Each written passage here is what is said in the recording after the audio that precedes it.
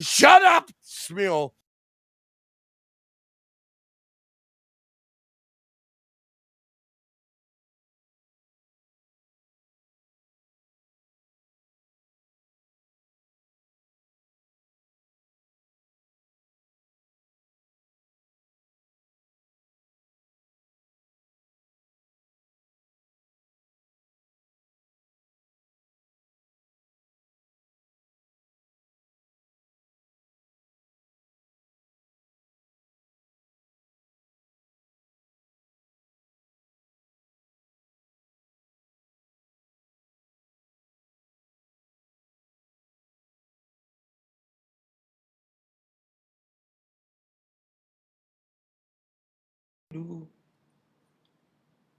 Good evening.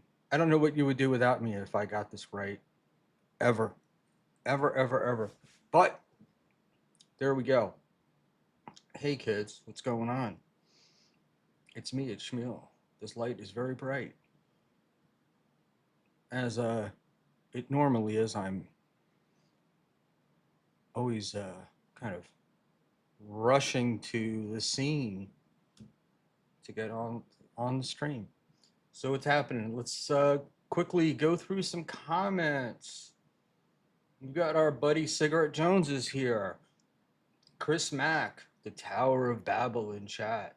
Oh my goodness. I have no idea, but I guess this is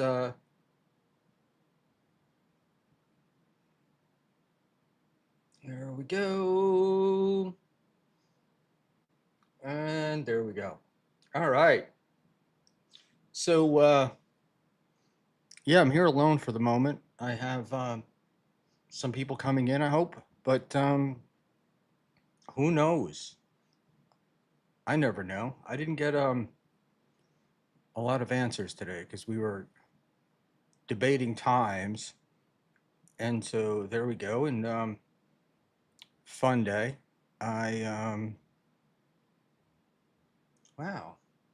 It's funny when you see 47 messages and then you realize most of them are towers. It's kind of useless. I have to pop that off over here, and we're cool. So what's going on, guys? We're gonna talk a little bit about the Dabbleverse and trying to put this list together and getting things going that way. And we've got some other stuff to do. Let's go camera. Yeah. This is the world's slowest camera at adjusting its lights every time I move. But we're here. So that's it. All right.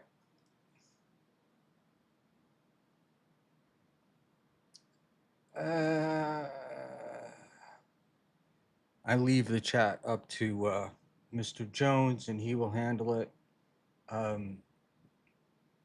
But there we go. Affy, I'm all about the list. Yeah, we're getting into the list. If I'm alone, which I think I probably will be for about the first 15 or 20 minutes, I want to talk about the list. And wait. Delta Zero. Schmuel was watching Alien Earth. There was a Schmuel on the show. I know, you have a unique name, and then everybody's going to use it, and I can't. What can I tell you? What can I tell you? But it is what it is. Move this mic over a little bit so you all don't lose me. Stevie, that's funny.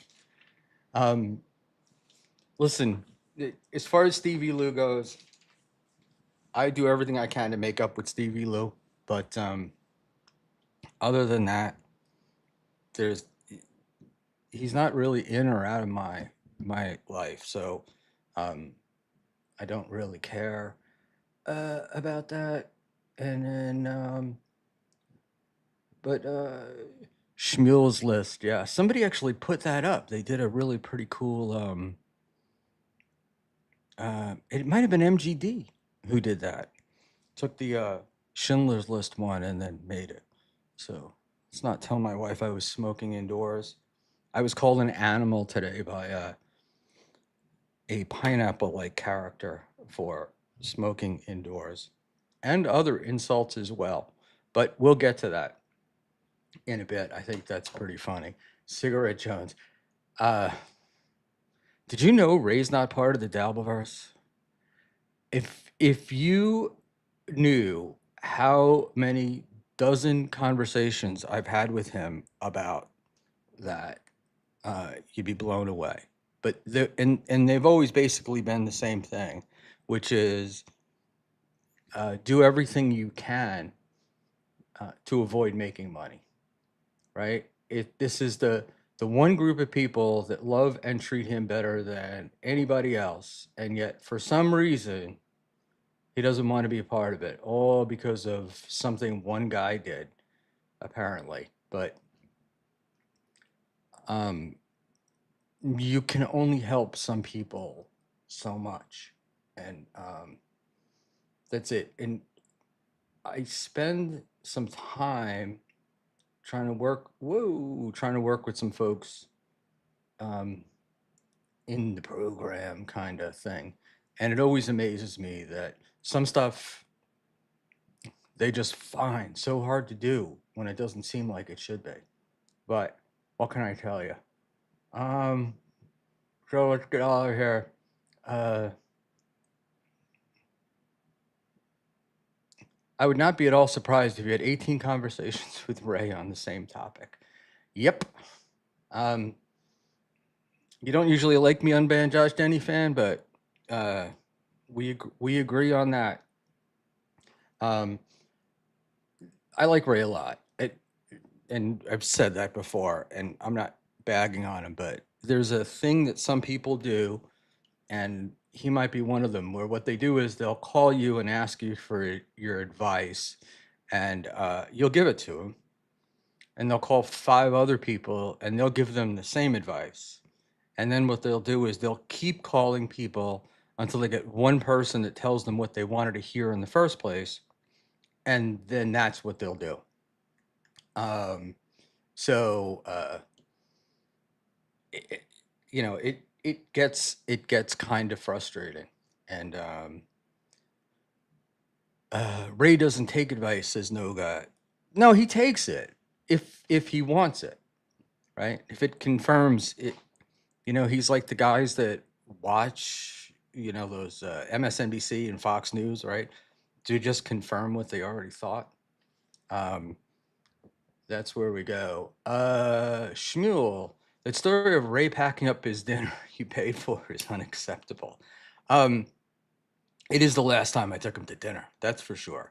And I neglected to lead that story off with he was an hour late, but that might have happened as well. Um,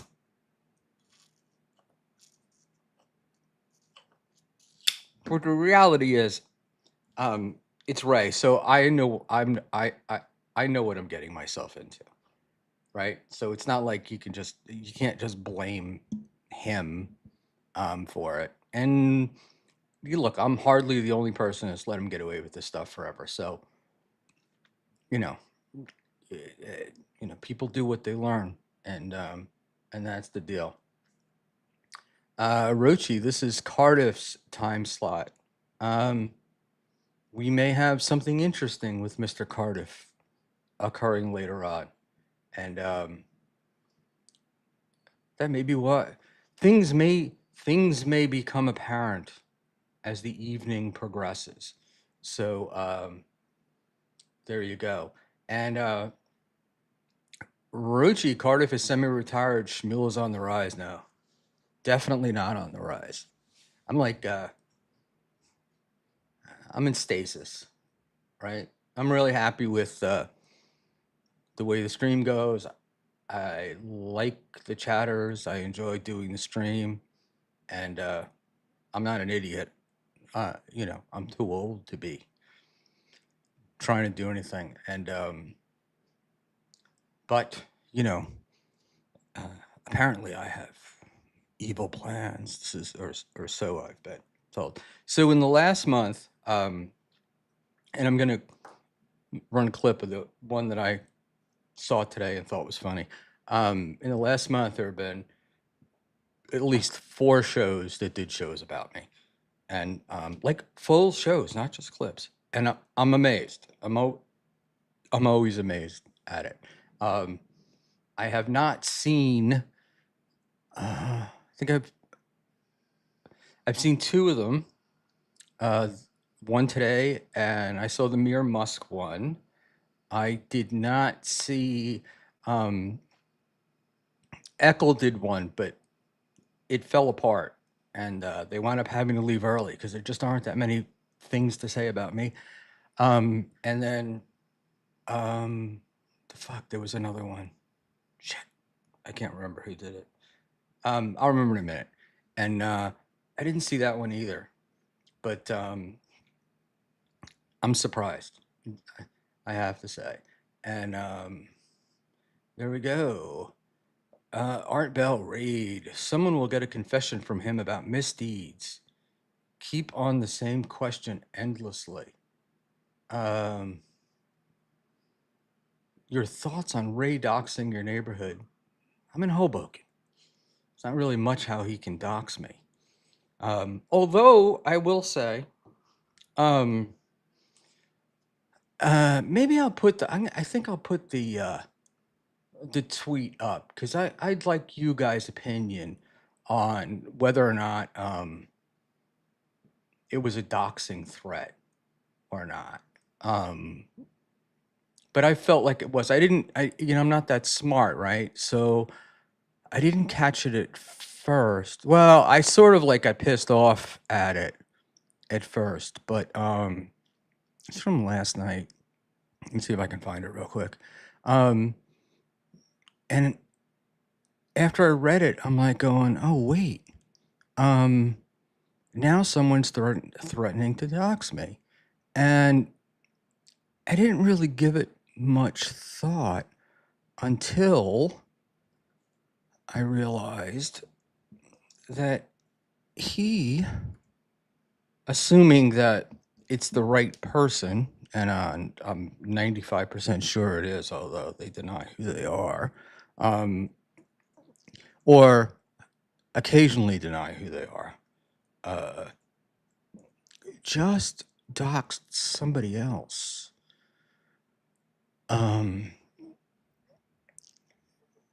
So let's just say, well, we'll see if we can find that. I hadn't really thought about it.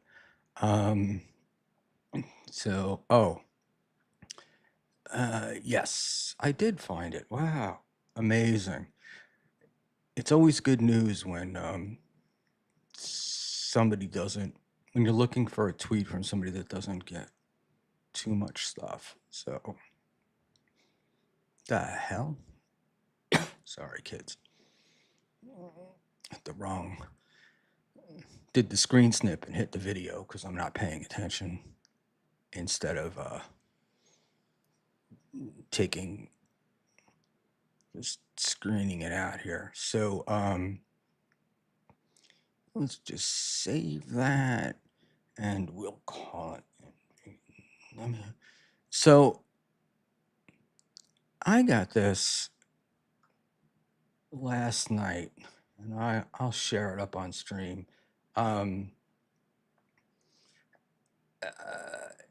Nick, if you're around, I'd love for you to pop in. But I'd also like your opinion on this as well. I'm just gonna send OG I'm gonna send OG the link, and then I'm gonna put this other thing up on screen here for us. But yeah, man, I got off last night, and just looking at Twitter, and I just see one of the usual nasty tweets that I get from a particular guy, and then I read it, and then I'm like, wait, wait. Was this a threat? But one never knows. So as you can see, I'm delaying here. So I saw JMO put out a unpaid producer offer, and I'm thinking that maybe I should do that too. I haven't done it only because I really do need help, but I haven't done it because I feel guilty enough asking our boy Cigarette to mod the chat and deal with me on and off and rescheduling and stuff. So let's just see if we can find this. See, I don't want to share everything because I don't, speaking of, I'll wind up doxing myself in the process. But I think we can do that. That should work. So let's share this. I'm going to entire screen, and I'm going to put this up. And I'm going to add it to scene, and I'm going to spotlight it. And can you guys read that? It is full screen. It's from Not Gino Wink. And it says, dude, you're a sad, lonely piece of shit. And the fact that you asked Dave Sauer to lobby on your behalf to Gino, who you know is a good dude, proves how much you hate being this piece of shit for clicks and 3 likes. Also, I know your real name. What a fag. Now, I've been told in the past that that's not Gino. Then I've been told in the past that that is Gino. And I swear to God, I thought Gino told me that that was one of, I thought I heard Gino say that that was one of his alts. But I don't know. When somebody says, I know your real name, not that it's much different than what we're talking about on here. What do we think? Is it a dox threat or not? I didn't really, like I said, I didn't give it much thought. And then I was listening to, might have been Aussie guy today, NJ Ranger. I was listening to, yeah, I was listening to Aussie guy, and it was NJ Ranger that brought it out. That didn't at Content House, Gino take a photo of Schizo Strawn's driver's license and then tweet it out to the universe. I crossed out some stuff, but still, I mean, I don't know how anybody else would phrase it, but it seemed like a threat to me. I believe it is a threat on your life. No, it's definitely not a threat on my life. And look, he wouldn't be that stupid. But the thing is, it's like, so in that, with that particular account, like I've had a back and forth. And this is in the past. I haven't heard from them in a long time. And I would have like, go back and forth with them. And it would be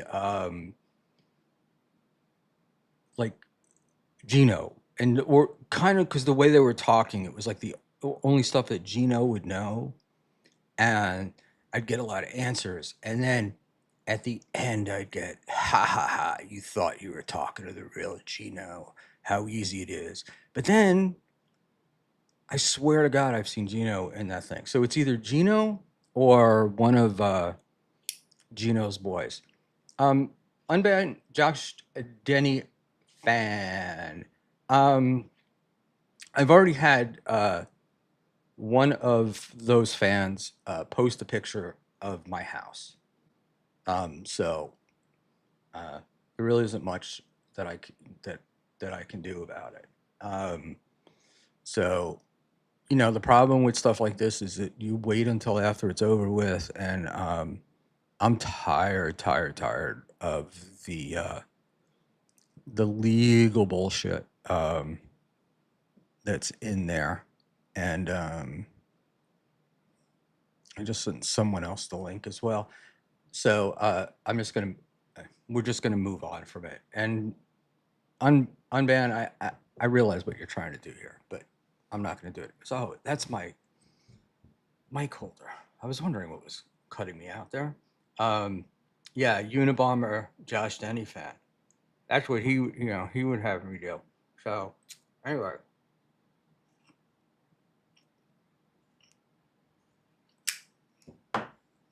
let's babble for a few minutes, and then we'll get into some Dabbleverse shit. Yeah, Ray is 100% in the Dabbleverse, and Gino is 100% in the Dabbleverse, and the guys that complain about it the most are the ones that are in it. So when I was trying to do the definition thing, I kind of fucked up because really what I thought was, do you ever, when they say to like a lawyer, don't ask a question you don't know the answer to? That's what happened. I assumed that everybody thought like I did, which is that if you watch these shows or participate in these shows, you're in the Dabbleverse. And I forget. I forgot the guys in the Hackverse think they're better than the people in the Dabbleverse. So they don't want to be included in that. And then you wind up in these discussions of Hackverse versus Dabbleverse or whatever. So I've made a command decision, and everybody's in. We're going to put down all the names, and we'll sort it out. We'll sort it out after. That's Affy. Bob Levy forced KB's arm to get in the Dabbleverse. I don't think so. I think KB saw where the money was, and that's where he went. But look, man, let's go this way, right? We're all adults, and so we all get to make our own decisions. So you could, Bob Levy might have introduced KB to the Dabbleverse, but KB didn't have to join in, right? And then when KB paid John to fuck Carl, he's in. And as I've often said, you enter the Dabbleverse. The Dabbleverse decides when you leave, and that's what we're gonna do. So let's just say, first we see a tanned Schmuel Buckman, aka Sunkissed. It's about as much sun as I'm gonna get. All right. So we can entertain this for a few minutes here. So Premium says the difference between the Hackverse and the Dabbleverse. The Hackverse makes shit posts about producer Chris. All right, that's kind of out there, and that's about it. So I'm going to assume that what Premium is saying is that's what happens. Like that's the reality of it. I know from Reddit, which I haven't been on for a while, which I should also check out too. People would get, if you there was like the Hackverse and the Dabbleverse, and if you put the Dabbleverse people, Hackverse people in the Dabbleverse, they'd get all pissed off. But I didn't see the reverse, and I didn't even think about it until Panhandler kind of brought it up the other night, with KB being the king of the Dabbleverse. And see, JMO is a new entry into our world. So essentially, there were two verses. There was the Dabbleverse and the Hackverse. And frankly, I think that the Dabbleverse has been eaten up, or has eaten up the Hackverse. It's just, you ever watch one of those little bacteria things just swallow some, was it microphage? NJ Ranger could verify if I'm right or not right. Um, JMO is not Dabbleverse. JMO is thoroughly Dabbleverse, whether he likes it or not. He goes on BYB, and we decided last night that BYB was an original um, OG member of the Dabbleverse. And all right, let's see. Sam Bibley. If you say something funny about Stuttering John in front of Dabbleverse people and it doesn't state very clearly John is bad, they will get offended. We can't laugh, John. He's bad. Um, I think that that's. I'm not going to say that that's not true or that it's untrue. There's definitely. I don't know. I wish, NJ, I wish you were here to help me with my language. But there's definitely like a shy boys club or a wannabe club or a part of this universe. There are people that need approval like 100% of the time, and or they're afraid that if they say something that other people aren't going to like, they're going to be shamed into doing it. I I don't know I don't know how to do it. So there we go. If Mammy is here, she's here to break anyone out of the Shy Boys Club.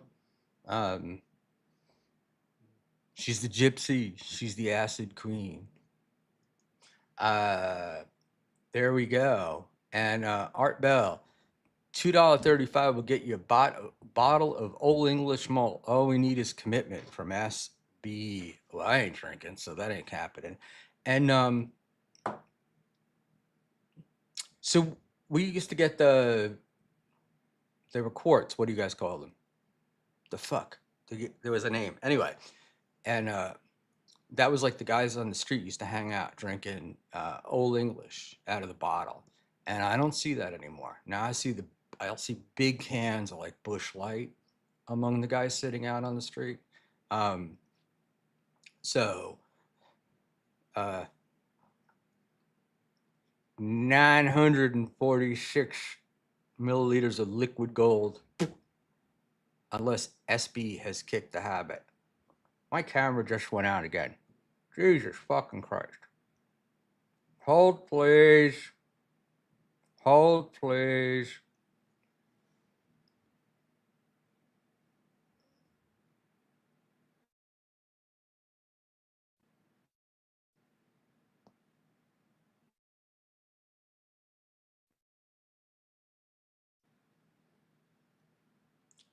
Sorry about that.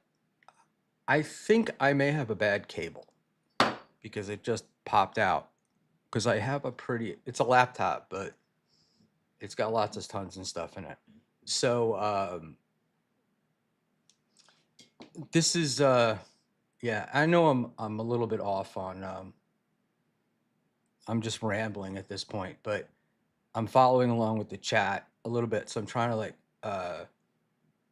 talk it out. All right. Premium, Hackverse are the most hateful trolls that remain from the old O&A sub. So, Premium, you're interesting me tonight because as I've been doing like the list thing, and then we got the explanation from Dave, and then there was some other stuff. People have DM me stuff, and just talking to people in the universe have like told me about that. So there was apparently an old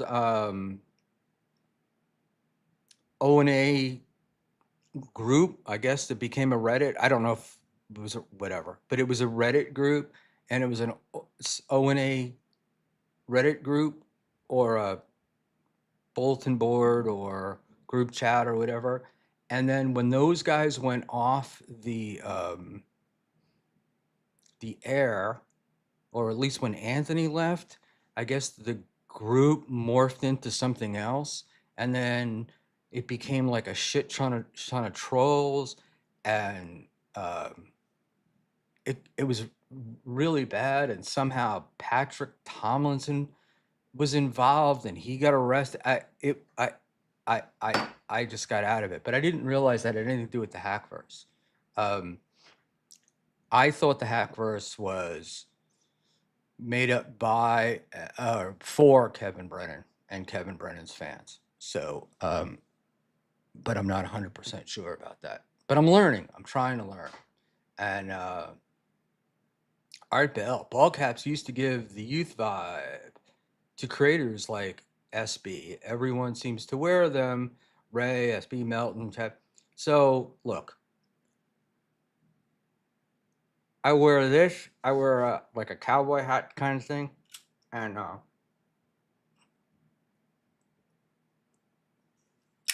I do it because I don't have a lot of hair. And what happens is the fucking hair, excuse me, because I got such a high forehead, I get glare off my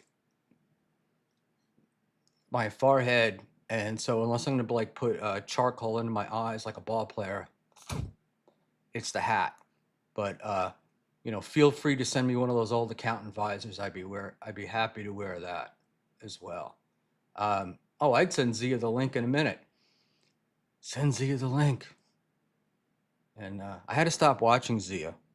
Not that I ever really did, but um, she was on Kumia. I saw her do, and then I saw some stream she was on, and she was snacking, and I thought, I can't watch this because she's just gonna get fat and in the wrong places, and this is gonna be bad, and I don't want to be a party to that. So there we go. Rudy Baga, who's a rat. Um, the hack versus everything outside Stuttering John. Disagree at this point. I'm my personal opinion is anybody that participates in this universe at all is in the Dabbleverse, and the hackverse sort of just doesn't exist anymore, or it's been eaten over. And on Reddit, right, when people post shit in the Dabbleverse, they also post the same shit in the hackverse. I see very few people that post in one and not both. Um, but Sam Vibley, the Haasverse. Yeah. NJ Ranger mentioned earlier that Mersh is now using Haas. So there you go, buddy. Um, uh, Panhandler, titties are perky. Well, they're brand new. Just paid lots of money for them, so they ought to be. Um, Premium. I'm just Dave souring, Schmuel. Run my mouth without putting my brain in gear. Don't mind me. No, you're actually helping me put my brain in gear. So I got no complaints about that. I'm popping in with it. All right. So uh, X doesn't make a sound. Schmoo. X doesn't make a Z sound. Doesn't my world. How would you pronounce it? Spell it phonetically there, pal. Um, Wakey, this is a cheap one. These are, Jesus Christ. I actually can't get them anymore. These are, I can't read it, like Dominican Calderi or something. I can never pronounce them. Uh, Calderia, sweet 10 pack. And unfortunately, I haven't been able to get them forever.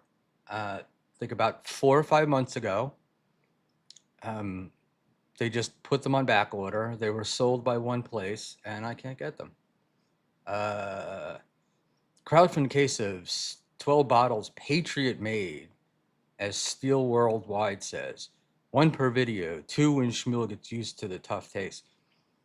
I gotta tell you guys, I don't buy anything that says Patriot made. I think it's grift. It's like all that shit they sell on Rumble with the proud American flags and stuff that are all made in China. Fuck them. But it's also the whole Patriot thing is a grift. I even get annoyed at podcasters who use the American flag stuff. That's just bullshit. Um, Nick in Fort Wayne. LOL. Hey, Nick. Um, yeah, somebody send Ray DeVito the link. Um, all right. Mint Diggity. I'm not in it. Mint, like I said,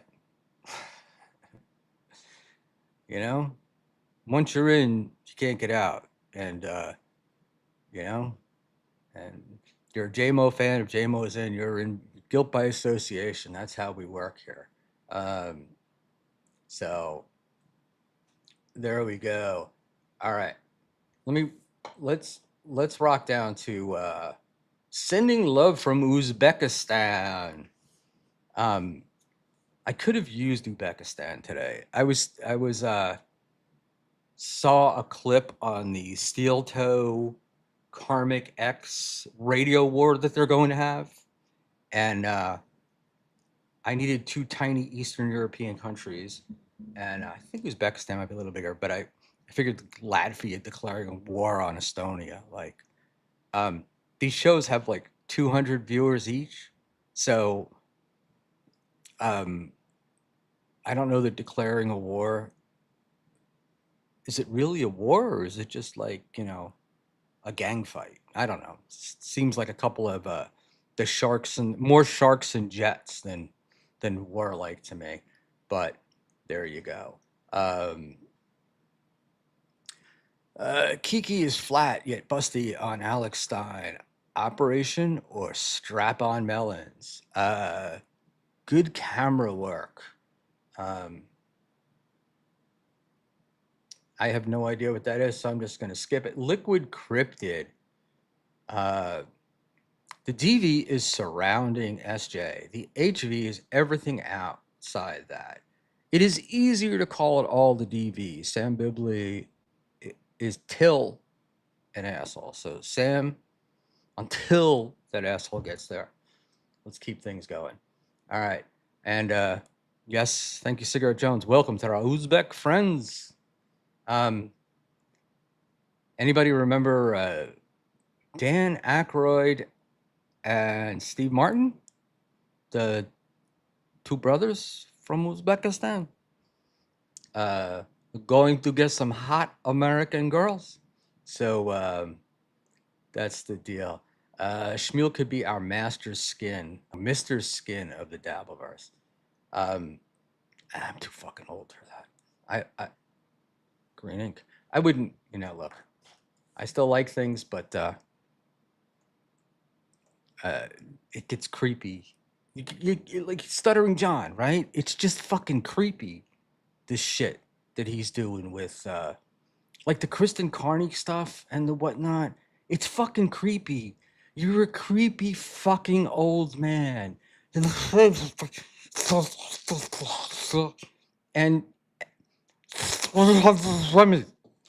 I mean, come on.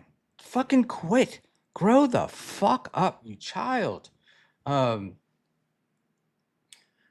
uh God hates flags. He may at this point. Who knows?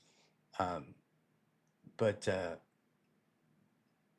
Schmuel is your guest putting on makeup. No women tonight, and it was sort of open. I didn't really have anybody lined up because we were going to go earlier, but uh, a friend of ours is streaming and wanted to either pop in, depending upon how late they went, or send over some of their subs. So here I am. I thought I should do it. And look, I need to learn to stream alone, and that's it. So we're gonna let's go.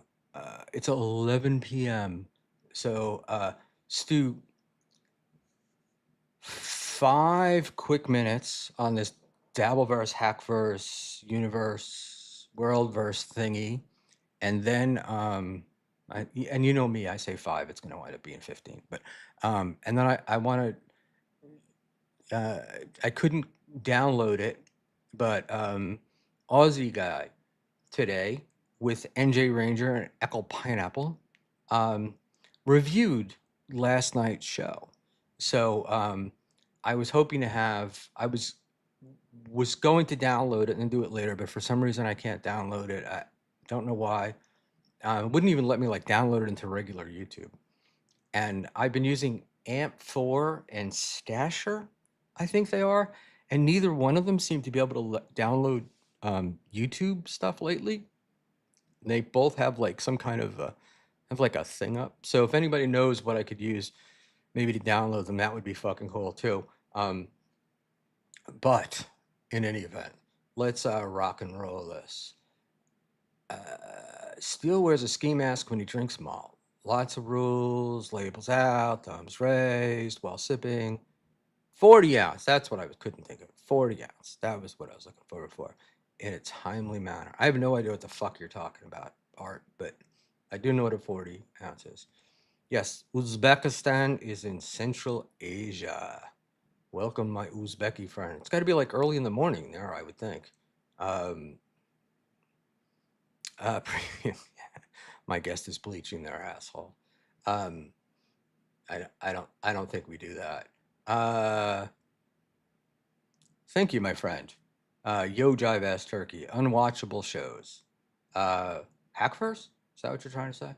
Um, yeah, I got plenty. It depends upon what you like, but less expensive ones, I would go to look up Drew Estates. They have some nice ones. And let's just get down here. All right. So we had the list from the other night. You guys, we kind of, do we remember that? I don't have to read it out, right? And so, but I wanted the list to be all encompassing because I wanted to include like beloved chatter who doesn't really go on streams. I know that there was this thing of people that cam up, but I don't know. But some of the things like, so people like Lemmy were that's what I was having questions with is like, I know Lemmy and I know Lemmy from the Dabbleverse, right? Just from, I guess, BYB from a long time ago. Um, and like a Jake Hudson, but I didn't know if those people belonged in there. I mean, I don't want to start counting it like they do in the U.S. where everything you know uh, they count in a sentence, whatever the fucking word is, census. Sorry, I don't want to do that, but.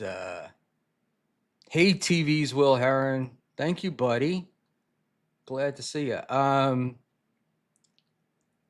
a bad idea. In any event, uh, so I really want to get like that was really what I was trying to find out. So I don't know, what do you guys think? Um, Tell me, right? And then tell me some shows that like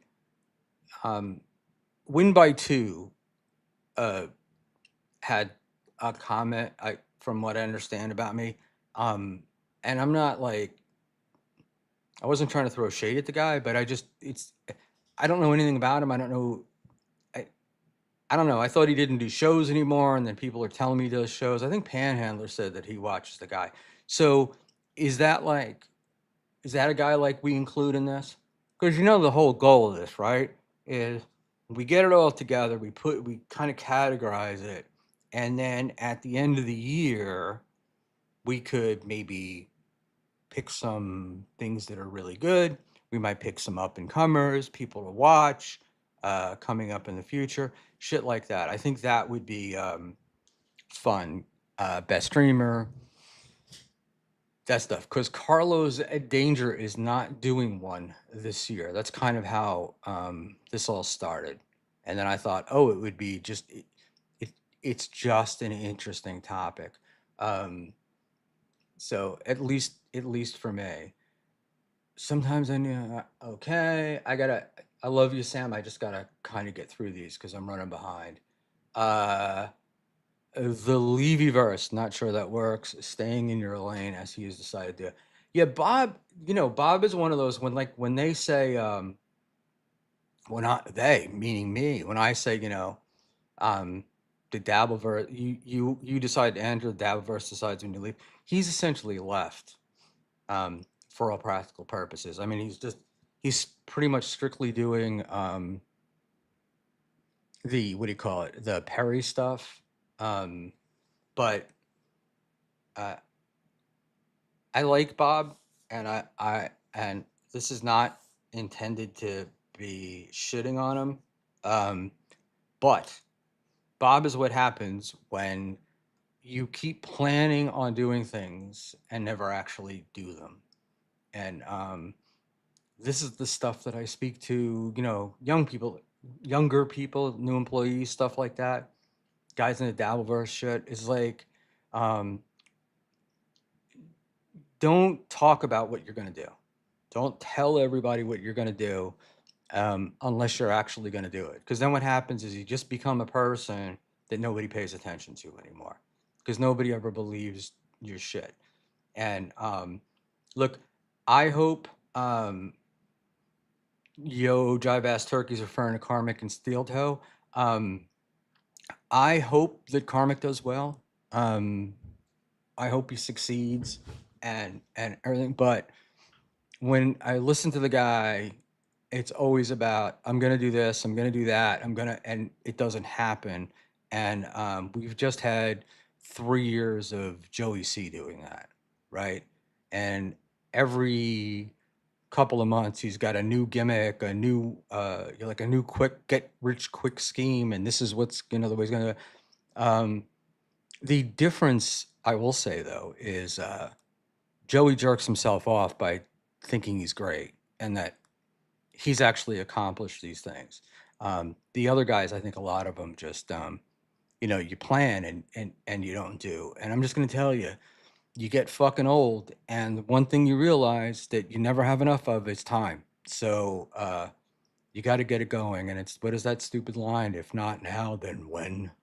Um, so TV's Will Hearn. I like Lem Lem. Lem Lem's great. And I was just using her to do. We're trying to kind of establish a census of the Dabbleverse, so just using her. Does she get counted in that, or is she in another area?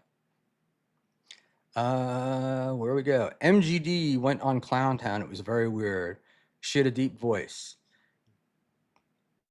MGD put up a picture one day, and all I saw was a very cute ass. So don't ruin it for me, all right? Please, please. Um, and so and let's just say Frank, who's back. Frank, you need to learn to play well with others, man. CJ, did you delete my chat? Is this the Chrissy Mayer show? Is Chrissy known for deleting chats? Is that what happens? Um, JMO says MGD has huge feet. JMO, I told you, don't ruin my illusion, right? I'm never going to meet this person.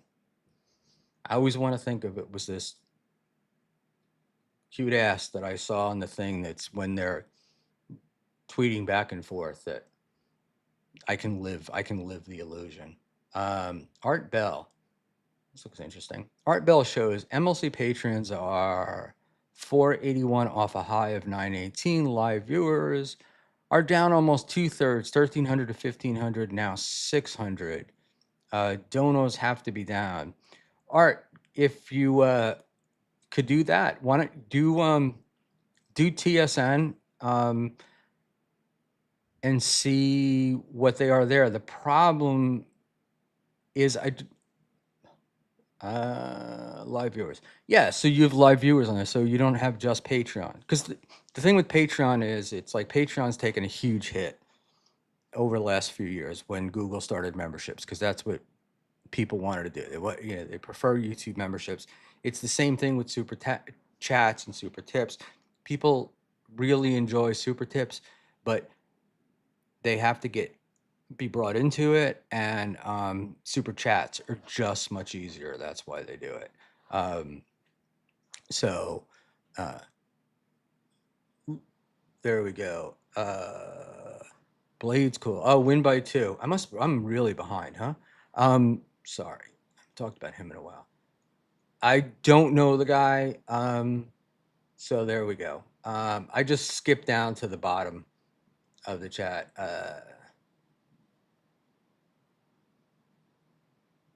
SB will travel to the DR just to smuggle cigarettes. No, no, no. I replaced them with Nicaraguan. So, but I have to be honest, these ones fucking don't stay lit. So it's quite annoying because then I got to make a loud noise with the lighter, and I left my good lighter on the other side of the room, and then I would have to get up. And the problems being me. Um, all right, let's like I said, here it is, 11:11. All right, so we're up for the. I think I explained what I'm gonna do with this Dabbleverse thing. Um, I really didn't want to get into it to like sweat it out too much. And then Dave has that chart that he used last year, so I think we might do something like that again. And then we'll do that like for the streamers and stuff.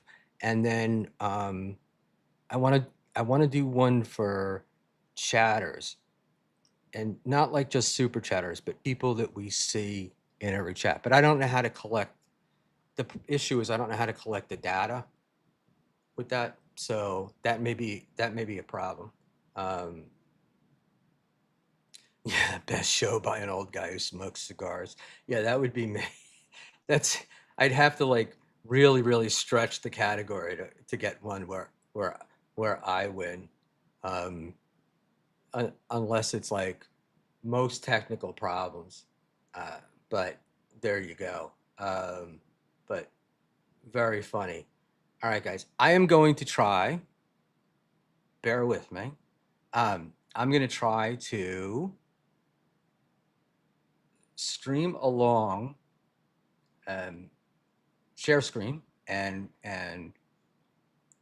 I couldn't clip it, but I'd like to do some of this stuff from what do you call it today?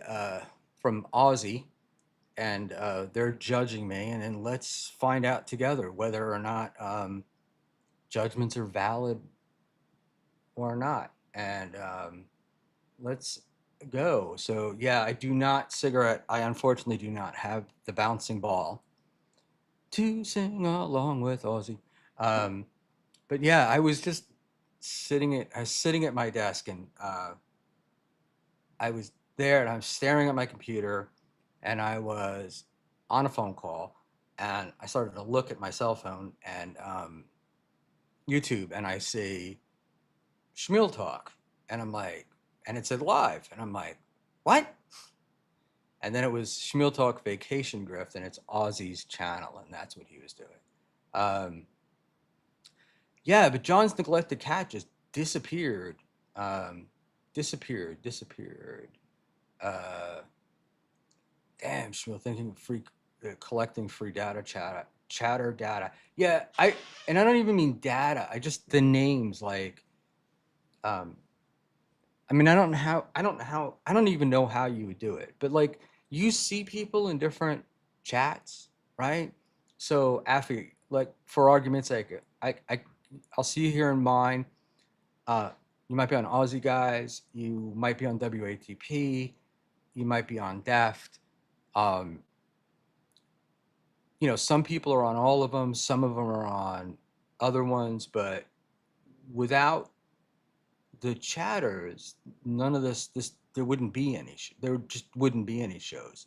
So and look, the super people, the super chatters and the super tippers, kind of take all the glory.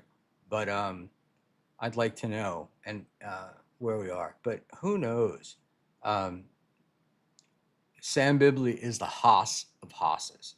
No question about it. All right.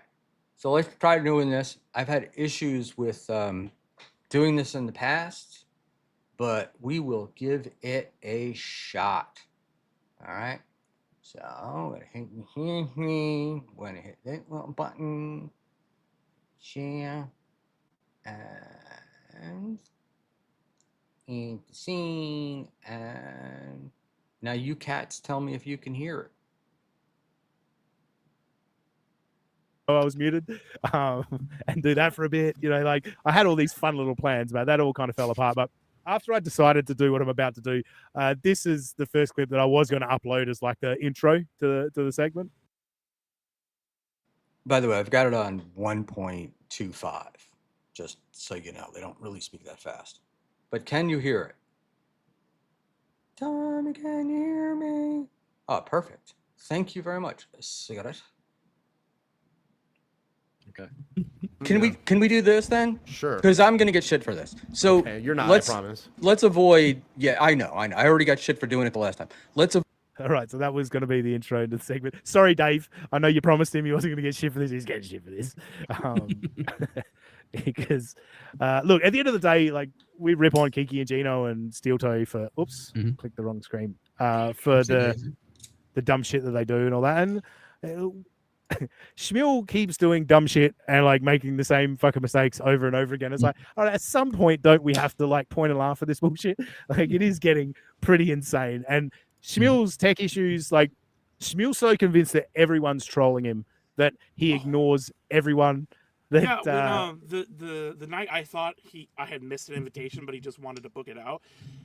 There was this. I'll give him this. It was a really weird glitch where his guest was on screen, but you couldn't see his face for some reason, and they could hear each other, but we couldn't hear them. Yes, no, it was Panhandler. Was it not Panhandler? And they spoke for like 30 minutes. Yes, yes. I'm pretty sure it's Panhandler. But it was really weird. It's 30 minutes. It's 30 minutes. That's what I'm saying. Okay, well, if it was 30 minutes, I would have exited out. So, but anyway. All right, so we're getting into tech problems here, but I have to admit, one of the things that I really enjoyed about this was watching me getting shit on for tech problems. And you guys notice what happens as we go through this. But yeah, it was weird. And he was just convinced we were all trolling him. I was like, I think it was me that convinced him. I was like, I wouldn't troll you. I'm just here to make sure I didn't miss a time slot or something. He's like, oh fuck, I guess it is fucked up. Robbie, do you need to get going? I gotta go, but I figured I'd say that first. No, all good. Thanks for joining us, brother. Yeah, sorry guys, you're gonna have to make fun of someone else for the next however long you're going. We'll still make fun of you when you go. Yeah, as I was saying that, I was like, I might as well finish the sentence. So, all right, see you guys. See you, Robbie. Yeah. It's Sam Bibley's here, saying I'm a Schmuel expert. I watch a lot of Schmuel. Yeah, look, we'll see your thoughts. I'd love to hear your thoughts, Sam Bibley. This next one, in the rush of like getting these clips uploaded ready for the show, I didn't have time to label this one. It's 27 seconds. I don't remember what it is or why I clipped it, but we'll find out. But I'm the problem. Check it out. No, I think. That's right. Now I do remember. Now just that. All right. Now Schmuel's going to explain what this segment is going to be. I think Schmuel sums it up beautifully. What we're looking to do with this segment. Yeah. No, I think. What do you call it? This is I think what we'll do is let's just put as much together as we can, and then I'll try to we can work together to try to define it better later on. But this is just sort of we're just putting shit together, so we need to just get people on the list. Right, that all makes sense, fellas. Can we just explain how retarded this is for a start? Yeah, please, let's do. I think there's a clip maybe you might have later on where Dave essentially shows what he did nearly a year ago, and I'm like, you might as well have just done that. So first of all, the guy does 10 hours a week on Joey's thing. Schmuel's like, what I want to do is a census of everyone who's in the Dabbleverse, and then fucking Dave ruins it by going, yeah, well, there's Dabbleverse, there's Hackverse, separate things, and also to be in the Dabbleverse, you need to be a comedian who doesn't make money out being a comedian. And you're like, what the fuck are you doing? Why are you in such a niche criteria on it? Why didn't you just go? We all know what you mean. You mean Dabbleverse, Hackverse, Shitverse, all in one. That's what you mean by Dabbleverse. Yes. Yeah. No, Dave. I think was okay. Stuttering John theoretically is the dabbler, right? Like that's where the nomenclature comes from. Okay, fine. Like many other phrases, okay, that's the inception of it. But a dabbler is somebody that consumes this content, or they themselves cover Stuttering John. So, what NJ Ranger just said is what I thought. 100%. And I really thought I was just going to be agreed with. I did not realize that there was going to be conversation about it. I feel insane that I've literally thought about my own fucking definition for this shit, but why not? It is Schmuel talk here on a Thursday afternoon. The Hackverse was, yes, it was born out of Kevin Brennan. I agree with Panhandler, and I got words for you, Panhandler too. But it's born out of Kevin Brennan, and you're all hacks. Him screaming, "You're all hacks," right? But the difference being, Kevin, yes, he's the king of the Hackverse, and everyone is like the people that consider themselves in the Hackverse are like Kevin Brennan disciples. They're the regular ML. So, is Kevin Brennan the only one? If the Hackverse is Kevin Brennan, then is Kevin Brennan the only one in the Hackverse? Watchers that fucking enjoy Kevin Brennan that don't want to be in the Dabbleverse, so to speak. Whereas John's not the king of the Dabbleverse. No. He's the focus of the Dabbleverse. I'm actually on Schmuel talk right now. That's correct. And that's where I think we lost it. I think John is the focus. So and I think it all goes back to, I think all trails lead back to John. You've turned into Schmuel. What are you talking about? No, Dean, no. So the whole point why they created the Hackverse was because people were going, this is the Dabbleverse, and I assume you're in it. And they're like, no, I hate fucking TSN. I hate fucking Stuttering John. So we've got something separate because we're above and we're aside from it. But in reality, for the Dabbleverse, isn't that what I just said? No, kind of. But in reality, it's just everyone comes under that umbrella. That's the case of it. No, if you're in the Hackverse, you're in the Dabbleverse. If you're in the Dabbleverse, you're in the Hackverse. It doesn't matter. When someone means Dabbleverse, they mean. I'm not. That wasn't what I was saying at all. I was just saying people keep talking about what's the differentiation. It's me. And I was saying the Hackverse is like the Kevin Brennan side of people that reluctantly are in the Dabbleverse but really don't want to be in the Dabbleverse. You know what I mean? Like that. They don't like they're people like Panhandler that go, the Dabbleverse are fags, and I'm fucking whores in Vegas. You know, like it's a good point, to be fair. Yeah. All right. Next up, this is just a personal bugbear of mine, and this is a long clip. Not a lot going on in it. I'll point out. This is for you guys, and I could put up a poll. I'll put up a poll. I won't, but I could put up a poll afterwards, and I want to know if you agree with Aussie Guy or if I should continue doing what I do. Okay. Oh, hang on. Could do that as well. Then all right, boom. Let's just wind that back a little bit. So here we go. You see here, Schmuel is bringing the old cigar up to the mouth there. You see that? All right. So cigar is in the mouth now. Let's go. Then yeah, I would put Dabbleverse, and honestly, I would put Dabbleverse and then put Hackverse underneath it, just to piss off the Hackverse people. Yeah, I think you're right. And then maybe a little Spargy stuff. That smell? That smell? Oh, look who's here.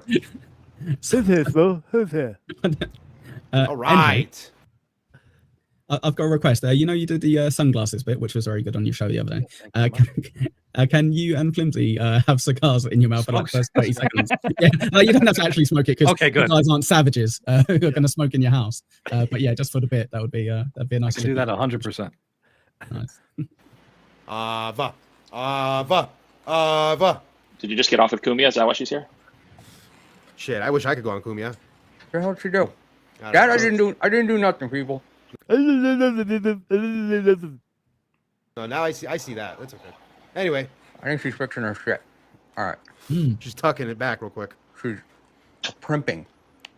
Oh, he definitely needed to enunciate primping. He got the fucking cigar out for primping. 45 seconds, this cunt, the host of a podcast, has a cigar in his mouth and talks through the cigar. All right. I've never really noticed it before. And he does point it out. I thought it's fine. I like it. It's part of what we do here. And it wasn't like I was saying anything important, right? So, but maybe it's annoying. I'll allow you guys to tell me whether it is or it isn't. Now, I'm supposed to quit cigar smoking by the 10th of October anyway, because that was the best date I could negotiate with the wife. So it may not matter much after that. but I'm very likely addicted to the nicotine that's in these things, and it may not be as easy as I think. But there we go. Sam Bibley, the cigar complaint seemed needlessly nitpicky to me.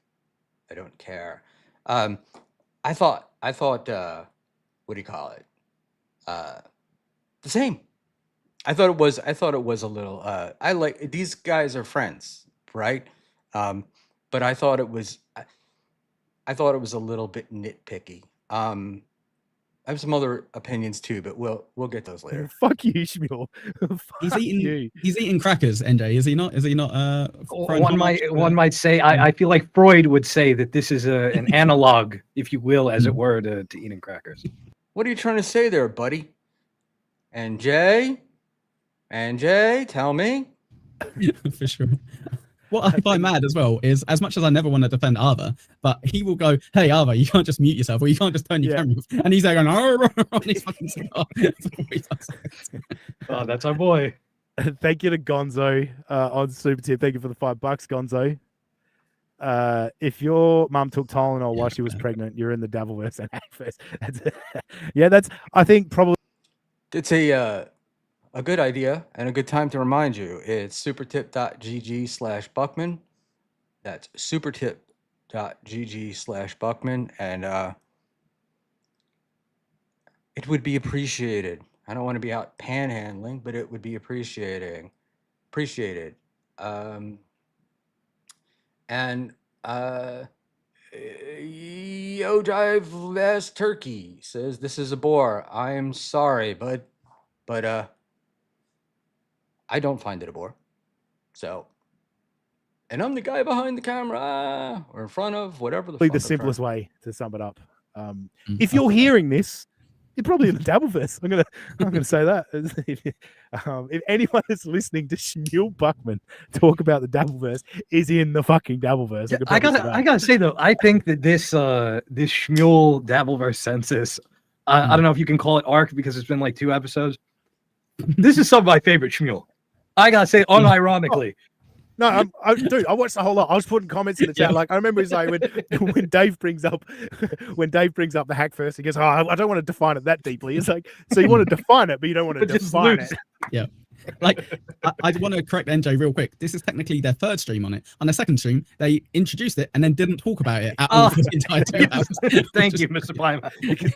Because Ava had a beef with Kumia that day. That was the A plot of that episode. Ava's beef with Kumia lasted 30 seconds when she came in. I don't think we were going to talk. Whatever. Doesn't matter. All right, so Schmuel Buckman is watching live. Thank you for the $5, Schmuel. Don't you have something better to do than cover this sad, lonely old man? No, I don't. I literally have nothing better to do. We got to go to. We know Schmuel fucks up the technical department better than most. Joey C, Mr. Buckman, you've been watching too much Catalano, my friend. Yeah. Oh no, hang on. I'm having another moment. All right. I enjoy getting told I'm technological problem, blah blah blah, too many, blah blah blah. As Aussie Arbai, the United States of Australia podcast, is having a little technical glitch. Well, no, it's all right because we can go to this one. Oh, no, sorry. My bad. Here it is. All right. We all know that Schmuel fucks up as I fuck up technical stuff. We all know Schmuel finds great ways to fuck up technical stuff. He invents ways. And this is the best I've ever seen. And I probably should have clipped a few more seconds of before this, but you'll get it. This is amazing. I've never seen anything like this before. No, it's, I mean, whatever. Dave froze. I'm the one who said to do 18. Can you hear me? Oh, no, I was making a joke about, do you remember when Stuttering John? All right, so yeah, I should have left a few more seconds. Dave and Panhandler are chatting away. And then you get, suddenly Schmuel says Dave is frozen. I mean, whatever. Dave froze. I'm the one who said to do 18. Can you hear me? No, I was making a joke about. Do you remember when Stuttering John stayed at? So now, Oh my God. Schmuel is reacting to something Panhandler said because he's got no context to what Dave said. But we've all heard Dave the entire time. Every single one of us has all heard. Sorry, I was just going to say, can we point, ironically, that I was over talking you then, that clearly Schmuel doesn't listen to anyone, and it's proved multiple times when he's like, yeah, so anyway, and just talks about something completely different. But the fact that he's like, oh no, I'm having a chat with Panhandler, it's like, no, you're not. We were watching it. They were having a chat. You were just mumbling along in your dementia ward, waiting for the nurse to come back with Jello shots. Jesus. That's what I was doing. Oops. Hang on. Don't do that. All right, let's continue. Remember when Stuttering John stayed at? Anyway, I was listening to this, and I'm not sure that that I have the right answer or an answer or whatever. But it may appear sometimes that I just change or move on, and I do. And I do that because I don't want to say to somebody, let's stop talking about something. I don't want to be rude. So I don't know. It seems less rude to me to act like I am lost. I What do you froze. call it? Are you sure I'm the one who froze? Yeah, because I can hear Dave fine. Yeah, I think you're the one who was He freezing. froze. He's been. Can you? I'm not having an issue. I don't know about the chat or. I can No, hear no. you fine. Dave is offline. Sorry, Kimmy, you busted balls. It's a bit. Panhandler did this. Did what on purpose? Like Panhandler's the one who didn't do anything. Panhandler was talking to Dave when Schmuel decided Dave was all fucked up and had disappeared. And at this point, Schmuel still doesn't know Dave's there. We're about to see that. Schmuel doesn't know that Dave's back and is on screen. I'm gonna send him a text in a second. Right here. Yeah, I can see him. You can see. You can see Dave. I can hear him. Unfortunately. Weird. All right, let me go out. Hey, Guru, do you walk into Burger King and tell them McDonald's is better? He's showing up as offline on my. He's got. It says no connection, but he'll be. All right. I'm just looking on my phone and he was on. So. He was, yeah, but he's not right at the moment. No, he left. He left because you're telling him that he froze and he's not on screen. The one thing I would say about Schmuel Buckman, I've never known the man to ever be wrong. As close as he gets, is kind of going, yeah, like you could say that's what happened, but not really. And then he just goes off on a different tangent. I've never heard him genuinely be like, yeah, no, fair enough. Like, it's clearly an issue on my side. He's always like, yeah, he was on earlier. It's like, that's not what I'm saying. I'm talking to him right now. You're going to see that, Echo. You're going to see Schmuel completely accept that he was wrong and it was all on his end. That's what you're about to see. Perfect. So, because I had the YouTube stream up and he was frozen on the YouTube stream. There he is. Nothing's changed. We lost you for a second. By the way, Dave Sarah, if you're out there, I've got an appreciation for you, dude. You are a funny dude. And this episode in particular, I really like Dave Sarah. He's great. He's great. Oh, I went back to support him. Supertips.com or something. I don't know where. Sorry, Dave. Supertips.gg/com. I don't know. Good luck. Dave Sarah. But his re-entry here is just fantastic. Nothing's changed. We lost you for a second. It just. I think you lost me for a second because I was talking to Panhandler. And no, I was watching. All right, I have the YouTube stream up. Okay. And the same picture that I saw in here was the picture that was on YouTube of you frozen. Ooh, so that's not there good. we go. We're Wait, back. could you hear me or no? I couldn't hear you. You just were stuck. Oh. So. Well, even Mux is great. And I had. It's a banger, Dave. Schmuel spent so much time talking about like a real life FMux. It's because he calls it FMux like Karmic does. A real like FMux, it gives you more flexibility. And Dave just crushing him there. Oh, FMux is great. Oh dear, NJ, what's going on? This is classic. I also love Panhandler as Vegas beer sells Jerry. That's a great. Not, I wouldn't say that's a deep cut, but that's like a little red meat for the Stud Joe enthusiasts. I love that. Yeah, look, I'll take this moment. Actually, let me go this screen. Panhandler. I'm going to talk to you. I didn't clip anything really of Panhandler that I've got to rant about. But what I want to say to Panhandler is shit or get off the pot, dude. I think Panhandler had like I'd say like an intimidating sort of aura about him as a chatter. You know what I mean? Like he's going to shit on everyone. Like Panhandler shits on Tukey. Who shits on Tukey? Panhandler shits on Tukey. Like this motherfucker's a badass. You know what I mean? watching you on Schmuel's show going, oh well, yeah, I'll just leave. It's fine. It's like it's adding this bitch factor to what was like a tough chatter. You know what I mean? Like you're affecting your gimmick, Panhandler, is what I'm saying, with this little like, oh, maybe I'll just get off stream and I'll go. I don't need to be here, and then stay there for an hour. Like, you know what I mean? Like I think it's hurting his gimmick. I do. Right. I don't think I can co-sign this as much as Panhandler 100% will prefer your stance than my stance. I think he's fine. I think that's Panhandler. It's nice to get to know the curmudgeon Panhandler a bit more. And he is also very much the American Rochi, as much as he says he hates Rochi. He's such a self-deprecating, why would anyone want to watch this? Why would anyone want to hear what I've got to say? So we get it. You're terrible. Just carry on. You're Schmuel.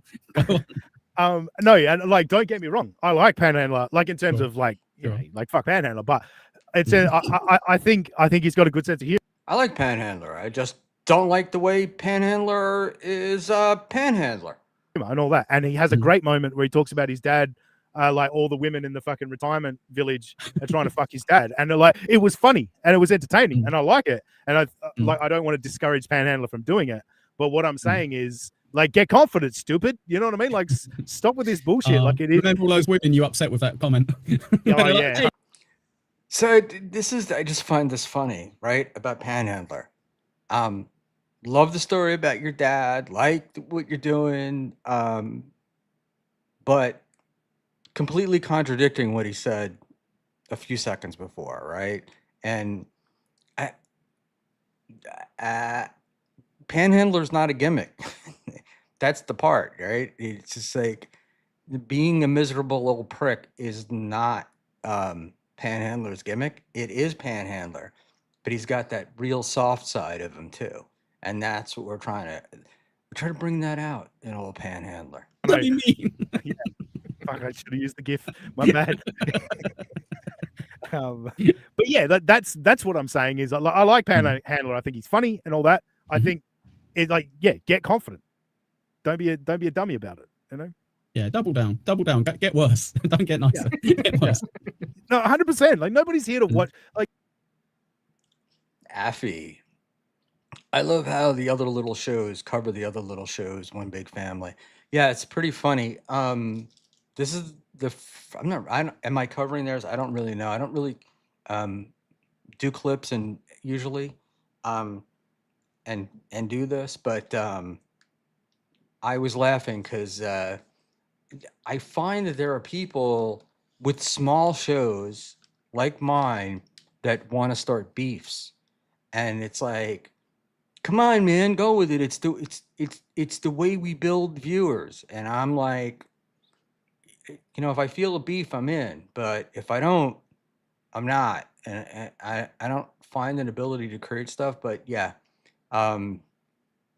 everybody covers other stuff, but I have to say that these guys, some stuff in here that kind of I did get annoyed at. For the most part, good-natured ribbing and helpful to a degree, as opposed to just trying to be the smarter, brighter, oh, you're crap and I'm good. So let's keep going. Nobody's tuning in for me to hear me go, oh, like I'm really big fan of this guy, and like you guys should always check out. No, they come in because I'm going to go, Kiki's a dumb cunt who fucking shows a stink hole on the internet. That's what they're here to fucking see. But the truth, right. yeah. Yes. Let's. No issues with Vegas Beer Sales Jerry. He was fine. Here you go. Scooney's got you. Dave's got net zero for internet. Dave's internet didn't have any issues. It's fine on my side. I don't know. I don't understand how I can still hear and see Panhandler. Yeah, I didn't have an issue. And on my phone, it looked like I saw Dave too. So yeah, I think it's Schmuel. All right. Blame me. He wasn't. Buckman, you got jealous of the interesting conversation. Ah, yes. It was thrilling. Well, it was thrilling. Buckman's not happy. He's been told, hey, this was your fuck up. This was your fuck up, Buckman. I'll be honest, it reminded me of about a month or two ago. I can't remember. I had an episode where I was with Rochi. I think it is maybe Pint Double Pint, one of those fucking shows. And about half an hour in, no one could see anything else. Like we were kind of like weird. I'm gonna scooch up a little bit. Then I would, but now no, don't go back on it. Go back on this. That's sometimes what happens. But if you're not familiar with these things, it will freak you out and you won't know what to do about it. NJ, do you have a tower or a laptop? Schmuel effect that I didn't wake up when the alarm went off, and then I didn't upload for that other video. Contagious, this Schmuel shit, isn't it? PC or a Mac or anything is better. No, all I know is a laptop isn't for streaming. Fuck me, not long term anyway. My processing power has massively increased since I upgraded to a Mac computer. I'll just say that. Anyway, 2 weeks for more nerd talk. Yeah. The next one is titled. Wait, hang on. Sorry, I've got to scroll down a little bit.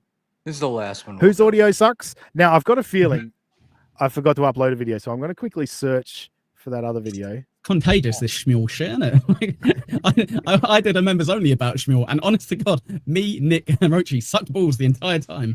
You can't help it. It's very contagious. The curse. Yeah, this is Look, it probably you're probably right, because this is more the fact that I completely shat the bed, falling asleep, and all that, and then I was like, but that's probably because of the Schmuel effect that I didn't wake up when the alarm went off, and then I didn't upload clips properly, and maybe like rush through uploading clips. But we'll see what this clip does, because maybe it does cover everything that I'm imagining. But I got a feeling it doesn't. Patience. Does it I'm sound like thinking it's a new Ava starting tonight. That's fine. Oh, is your mic plugged in, or is it your computer mic? You sound different. No. That sounds like I think it's a mere Dave. It That's sounds doing good. it. It sounds good. Oh, it's Dave probably sounds mine. great. Everybody sounds great except for you, to be honest. Me? I think I thought that room like noise was me, and that's Wait, all right. Let's listen back. So Schmuel just confirmed that everyone sounds great except Ava. Now let's listen to everyone in this clip. It sounds good. It sounds good. Oh, it's Dave probably sounds mine. great. Everybody sounds great except for you, to be honest. Me? I think I thought that room like noise was. What? Handler says me, and it echoes, bounces off every wall in the room, and finally gets back to your ears. And Schmuel's like, no, Ava's the one that sounds like shit. Like, why wouldn't by like logical process of elimination, the dude who is on vacation right now, wouldn't this guy be the most likely culprit? Just speaking generally. Yes, yeah, of course. He doesn't have his own show or doesn't really go on any shows apart from Schmuel's. And The problem with NJ is he's too smart and too logical. Okay? You're dealing with me. the first time he streamed outside of his apartment or house or whatever. I've just transported another clip. Like, we were just talking about the Mac and all that, and I literally pulled up my phone, checked. All right, I'm done. And not for any negative reason other than I don't want to bore the shit out of everybody. Yeah, so in any event, it goes on, and this was fun, and it was fun to watch. I said I saw two. I guess the other one I saw was Mir Musk, and it was just like mean and nasty. And it's one thing to take mean and nasty from what do you call it? From, you know, if the guy had 1,000 viewers and was doing that, I'd be happy. But when your show gets less than viewers than mine, and you're nasty about how I'm doing it, and you're telling me things, the one thing that did get to me on Mir Musk that annoyed me was the comment by one of the guys that he didn't like that my headphones, when I wear them, I get the little green screen in there that I was supposed to fix that, and some other studio shit. And I'm like, nobody's tuning in here to see my studio. Nobody wants to see a fluorescent neon Schmuel Talk sign behind me. You know, it's like, let me be what I am, and let me do what I do. And that's it. And so, and I'm not immune. I'm fine with being criticized, and being judged. But I mean, seriously, it's just funny to me. I see guys that are like, it. I don't know. I'm doing that Schmuel thing where I try not to. I try to be nice and positive, but that's not it. And let's just say Liquid Cryptid Ava, it cancer to any. She shows up. She has no idea what the subject is and only wants to talk about what she is currently interested in. Liquid Cryptid, you are 100% wrong. Ava is probably one of my favorite guest hosts, and she would have been on here tonight, except I wanted to give her a break. So there you go. Ava's great, and she's controversial, and she's opinionated, and she talks a lot, and that's what makes her good. That's what's good. Like, we want that. I want that. I mean, if I wanted people that sat around and agreed with me all the time, I would just go on one of these other shows. So I like Ava a lot, and we don't agree on much. So it's kind of very cool to have the old man and the young kid streaming together, and that's it. And look at that, Michael Jackson. Oh, this is is this my theme song there, Ash? What do you say, Schmuel? I thought of the best theme song for you. My friend Ashley Cummings. And it is Michael Jackson. I got the feeling somebody's watching over me. Is that Michael Jackson? I don't know. I'll listen to it after the show and I'll let you know, but can't play copyrighted music and all that shit. Cigarette Jones, Ava is my favorite. Ava is awesome to stream with. And I did, it's so funny, and it's interesting because what's interesting about the Dabbleverse is, and I think I would make this point about Aussie, where Aussie is like, people come on to see me do this, and that's why people come on. And it may be why people go on to see you. It may not be why people go on to see somebody else. One of the big complaints about WATP is that you need to agree with Carl. I don't necessarily agree. I don't agree with that sentiment, but that you need to agree with Carl. It's all people sitting around in agreement. So let's not agree. Ava definitely gets off track, but it's my show and it's my obligation, I guess, to bring it back and control it. And I'm learning how to do that. And but if you're gonna learn how to do something, learn with the toughest, right? Like, if you want to learn tennis, you don't play with a novice tennis player, you play with somebody who's better. And that's the way Ava is. And Ava has a lot of the characteristics and does things that annoy me. And it's great because like turning off the camera because she doesn't think she looks a certain way when she's drinking or sipping liquids or whatever. So I don't know. That's the deal. And was that the song that Eddie Murphy sang? TV's Will Heron, I'm going to be honest with you. I have no fucking idea what the song is. And I was thinking of somebody else. Somebody's watching. I don't even know. I don't really have a head for music. And I listen to bluegrass all the time. So Ashley Cummings. You should listen to Off the Wall, Michael Jackson. In any event, Misfit Nation. Michael Jackson doesn't sing that song. He may have. I heard Johnny Cash today singing some other people's songs that I had blew me away, that I had never known that Johnny sang. So there's that. And wait, hey, is Misfit Nation the Krishan guy? I don't know. All right.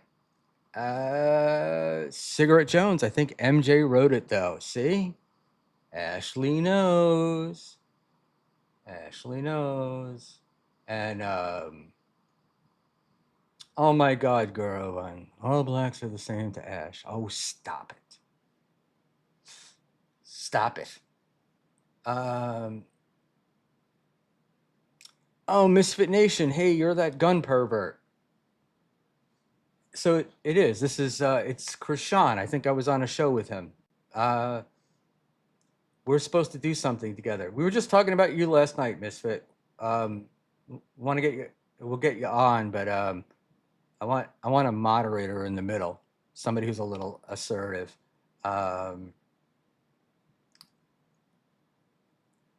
Liquid Cryptid. I have personal experience with Abba. She drops in without knowing what's going on. You do too. Well, you send me a link. It is what it is, man. And the thing is like when Ava popped in the other night and we were doing something else, guess what we told Ava? We're not talking about that right now. So maybe that might do it. There you go. I it's hard to claim people popping in and not knowing what you're talking about if you're the one sending them the link and if you're not prepping them for the show. And I've been on the show with you and Nick, and you guys do sort of veer from the path, and it doesn't matter whether it doesn't seem to matter whether anyone's there or not. The path is going to be veered from. So don't be blaming me. Sam Bibley. I am not reading these before I put them up. So I'm just going, when I see the name, I feel like I'll know what to do. The Misfit Nation, your sick fetish for guns actually sets the firearms movement back. Seek penance. Wow. Misfit. Hey, Buckman, Mere Musket, 680 views per video. You get 246. His channel has less videos and almost 3 times the views. Your logic to discredit based on small channel size doesn't make any sense. Okay, but you've got years. You've got years of views, right? To get an average at, I've got what? Less than a year? 8 months, number one, number two. Like I said, man, and I've said it before, it's like a sea adrift, the show. And, I don't need, I watch it, Mir gets drunk, he starts screaming the N-word and an F and hating on Jews. This is not a man I need to have share his opinion with me. How's that? The Eddie Murphy song, Party All the Time. I knew that one. Dr. Chow, Mir blows, and we all know it. It's funny because, you will talk to people. Like when you're at events and stuff, you'll talk to people who stream. And it's like they'll have a co-host that they've had for a while and they don't know like what to do with it. Not that this is Chow and Mir's thing, but I don't know, man. I was on their stream and I found Chow interesting, Chow asking interesting questions. And Mir just, I don't know, drunk and ranting racist anti-Semitic shit. And it turned what could have been enjoyable for all of us into silliness. And, asking women how many Black Hawks they take. I mean, that's low. It's kind of like very low hanging fruit. So there you go. And Sam Bibley, Dr. Chow, why do you hide yourself from me? There we go. It's an easy calculation. LOL, 81,000 divided by 119. I have no idea what you're thing is about. All right. I have no problem with Sam and Misfit fighting each other in the chat, but we don't need to participate in that. Misfit is spamming with every chat. LOL. I don't know. Misfit seemed like he was. I just disagreed with him. I don't have any comments on him personally, so I don't know. I don't know what he's doing, but we're all good with it. Ashley, this may be a good thing or a bad thing. Ashley Cummings, number 444 to you. Wow. All right. Krishan the Don. Come on, man. The Don?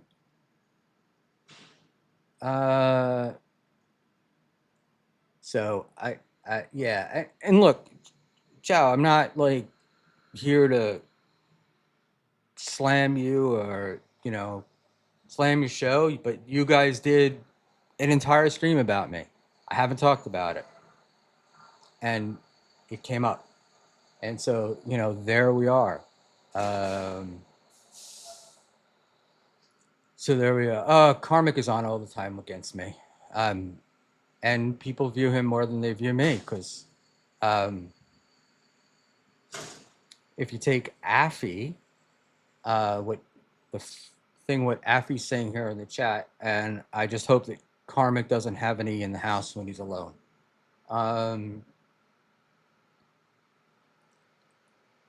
And he wrote the song Party All the Time, or are we back to Michael Jackson? Holy shit, I am 5 minutes behind in the chat. All right, moving up. The Don, Vito Corleone over here, something. I grew up in Queens, and all the Italian kids. And I went to high school in Little Italy. And it's funny because all the Italian kids, they're very proud of like this mafia heritage, just like Joey Catalano. And it's like, there's the top, right? And those guys are all the money guys. And then the others were like just fucking morons, constantly in trouble. Whatever. In any event, we'll go on up there. Moving on up to the east side, to a deluxe apartment in the sky. I know that whole song, and I don't know why. Maybe because when I was a kid, there wasn't much TV, and that was it. So we're an hour and 47 in, and it's 11:58 p.m., and I think it's about time to wrap her up. And I'm going to quickly, I'm willing to stay on for an extra 15 here. If we meet the goal, no. If my goal, if Ashley wanted to come on with us, but I don't know if she does. Liquid Cryptid, I was going to tell you to keep him around because you will look good in comparison, but I think you're probably right there with him, big boy. I'm missing that one. And yeah, Chow, I'm saying the same thing to you. I said the Guru, right? Which is, do you go into Burger King and tell those people to go to McDonald's? I mean, come on. It's fine. It's not going to change anything, but it's it lacks a certain class. So there we go. Liquid Cryptid. I do okay for myself, LOL. But I also shoot it too, not just a prop.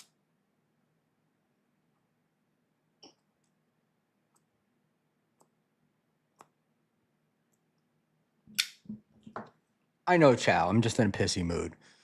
So there you go. No hard feelings. When we get off, I'll tell you how much I love you. No, I what do you call it? I don't want to snipe the guy. I don't know why. I'm not really a huge fan of sniping in the first place. And oh no, pop on, buddy. You're cool. I think I might owe you an apology, but I'm not really sure. I have a note, and then I don't have a note. So Ashley, you want to? Ashley, I am going to send you a link. You may feel free to use it or not. That's up to you. The issue is that I want you on cam, and I don't know if you're prepared for that, so I don't want you to feel obligated here. And it's so funny. Oh, sorry. I got a message from my good friend, Mr. Dixon. Where is she? Oh.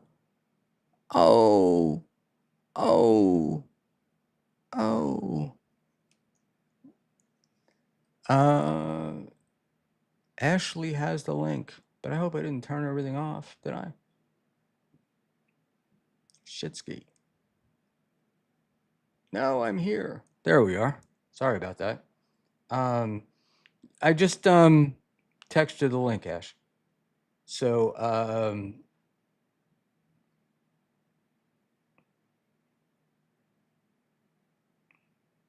I have no idea what this is all about. So we'll move on with there. And don't you forget about me. All I need is AI music and a fight with my mic stand, right? And we could pull this off. You know, I could it was a case of mistaken identity. NJ Ranger has the link. He's one of the people that gets it. He's in such demand, and he's in a lot of demand, and I don't want the boy tuckered out by how much people are asking him to stream. And the thing about him is he's on a lot with some shows. Now he's doing his own show. If you watch his show, there's a lot of fucking work that goes into that. And I will say he never comes on without delivering. And that's the most amazing thing about him. And that and his command of the English language and knowledge of history. And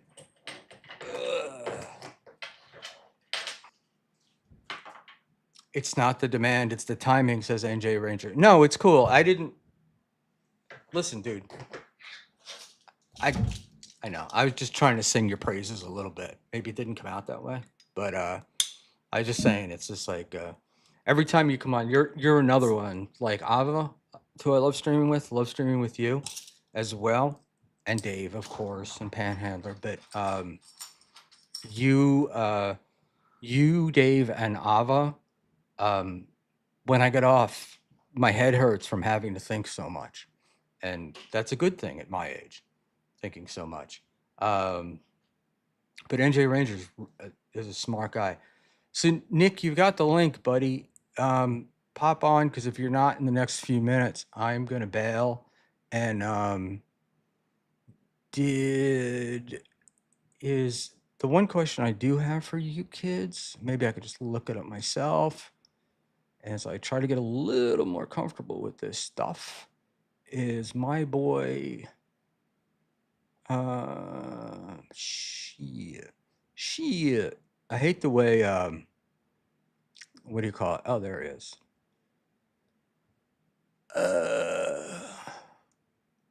Wow. My boy Cardiff is running long tonight. All right. All right. Let us welcome the famous Guy Fawkes impersonator himself, Mr. OG Mumbling Nick. Yeah. Evening, Nick. Somebody that doesn't have good command of the English language. How we doing? It's probably better than mine. We're doing great, and it would be really, really nice if one of you fucking people, supertip.gg/Buckman. You want me to treat you bad like Karmic does? Is that what gets people to respond?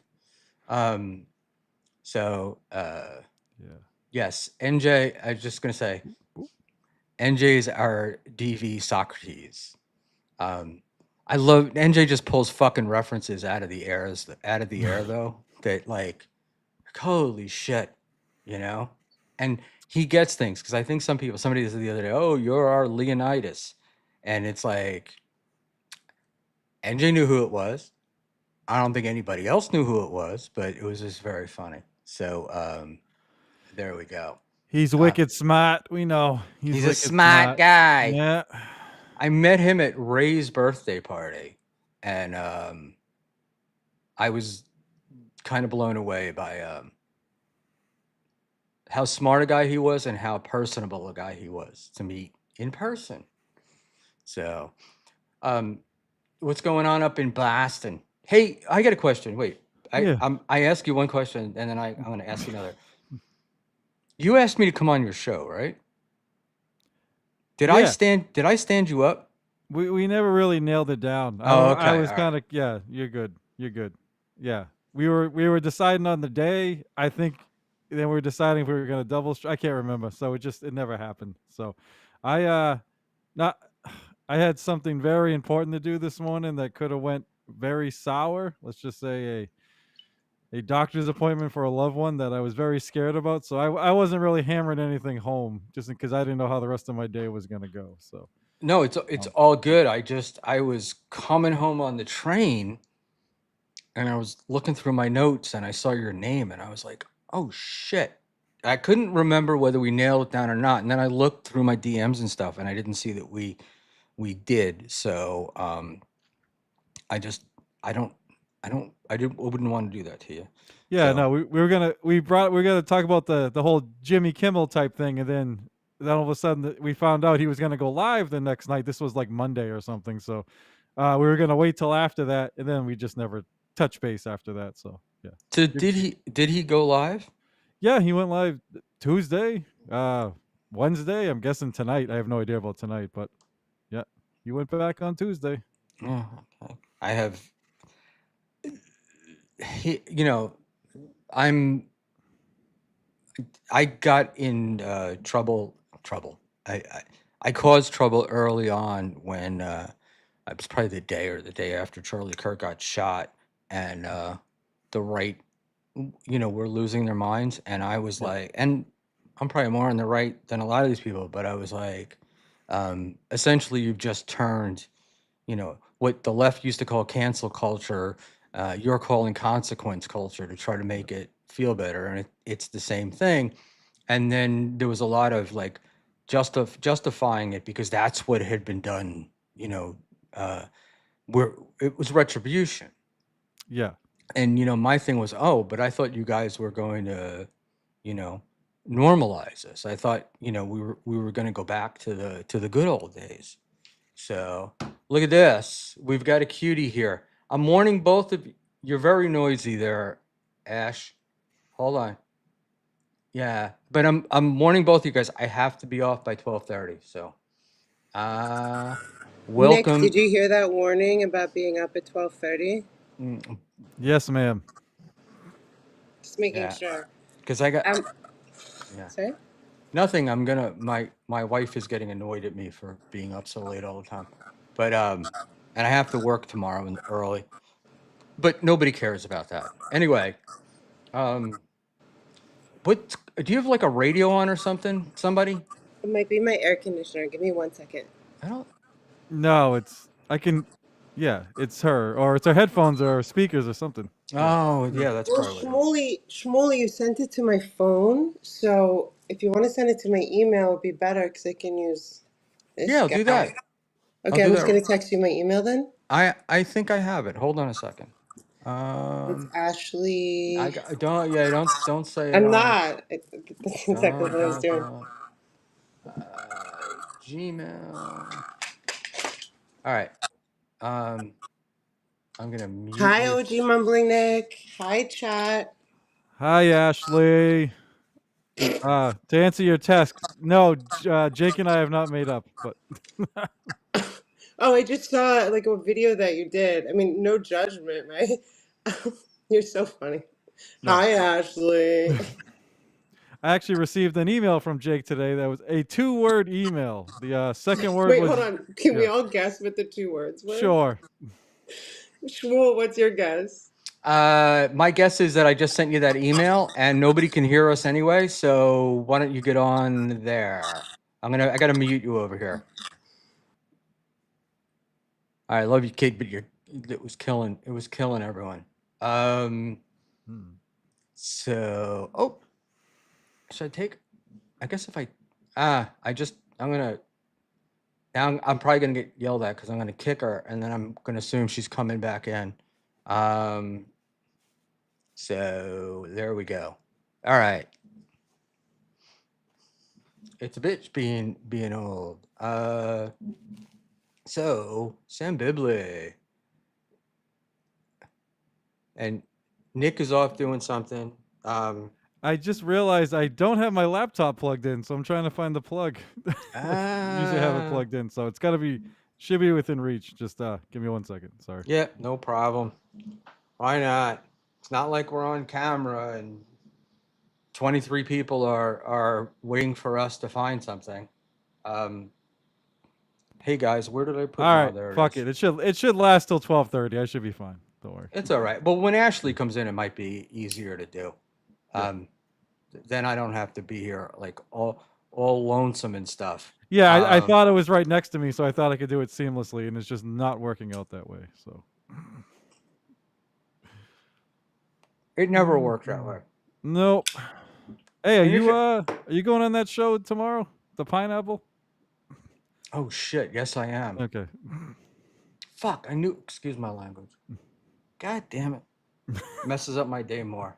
Nah, I spaced on that one. I think I'm just gonna leave early. I gave my assistant / office manager / person I rely on most on the planet besides my wife off tomorrow, and I was gonna drive in, but that means I got to drive across Manhattan, and it's just a pain in the ass. And so I would take the train, but then if I did, I would leave there at 6. I wouldn't get back here in time for the show. So but I'll work it out.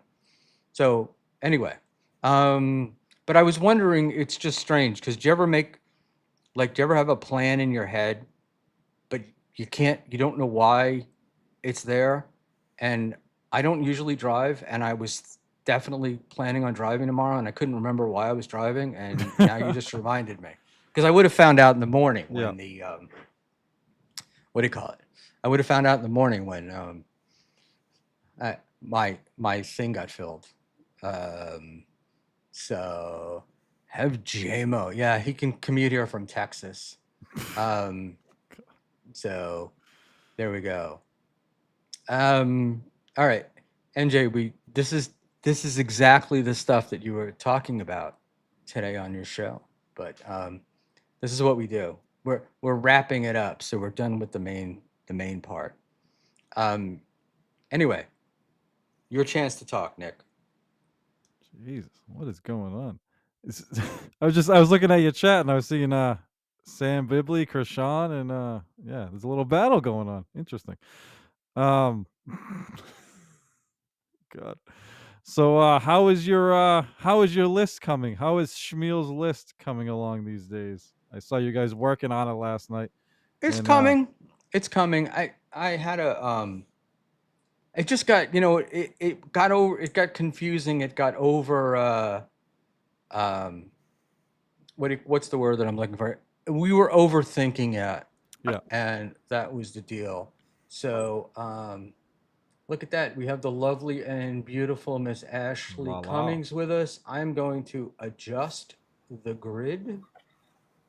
What were you guys talking about? I don't want to interrupt. Nothing important.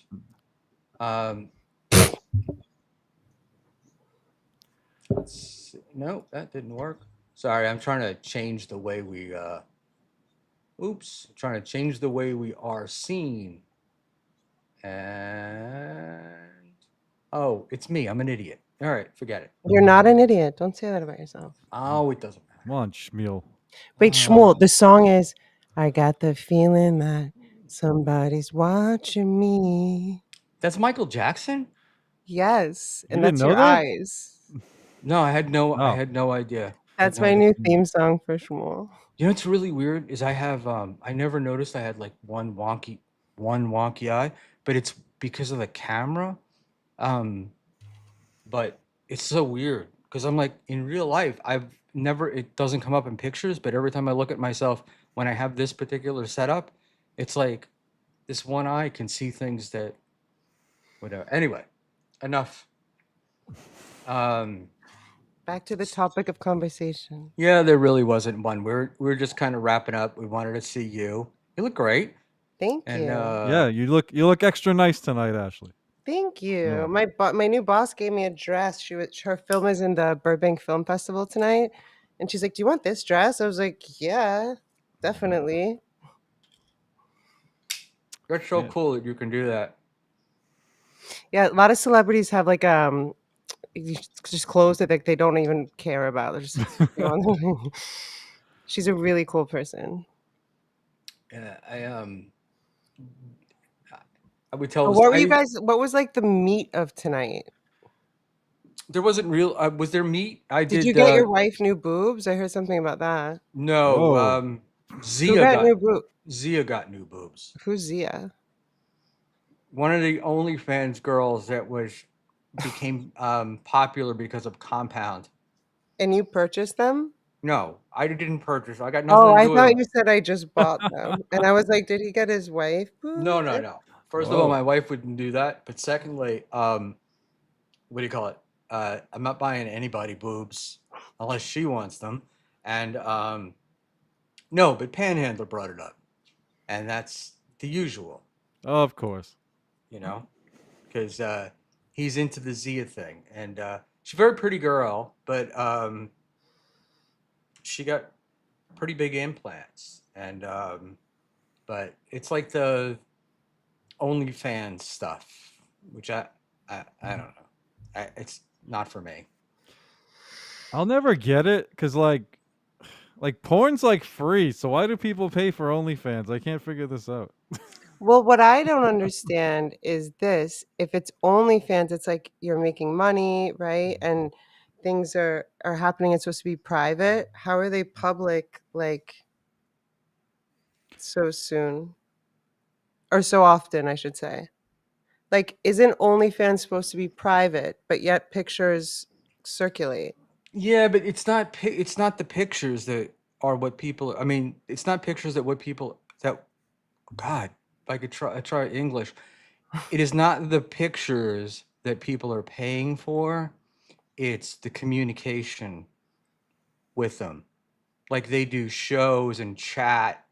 You know, it's very much like YouTube, but doing it nude, and then asking you to do other things, and that stuff. So, But then those other things end up being public when they're supposed to be private. I get like the personal mano-a-mano chat aspect.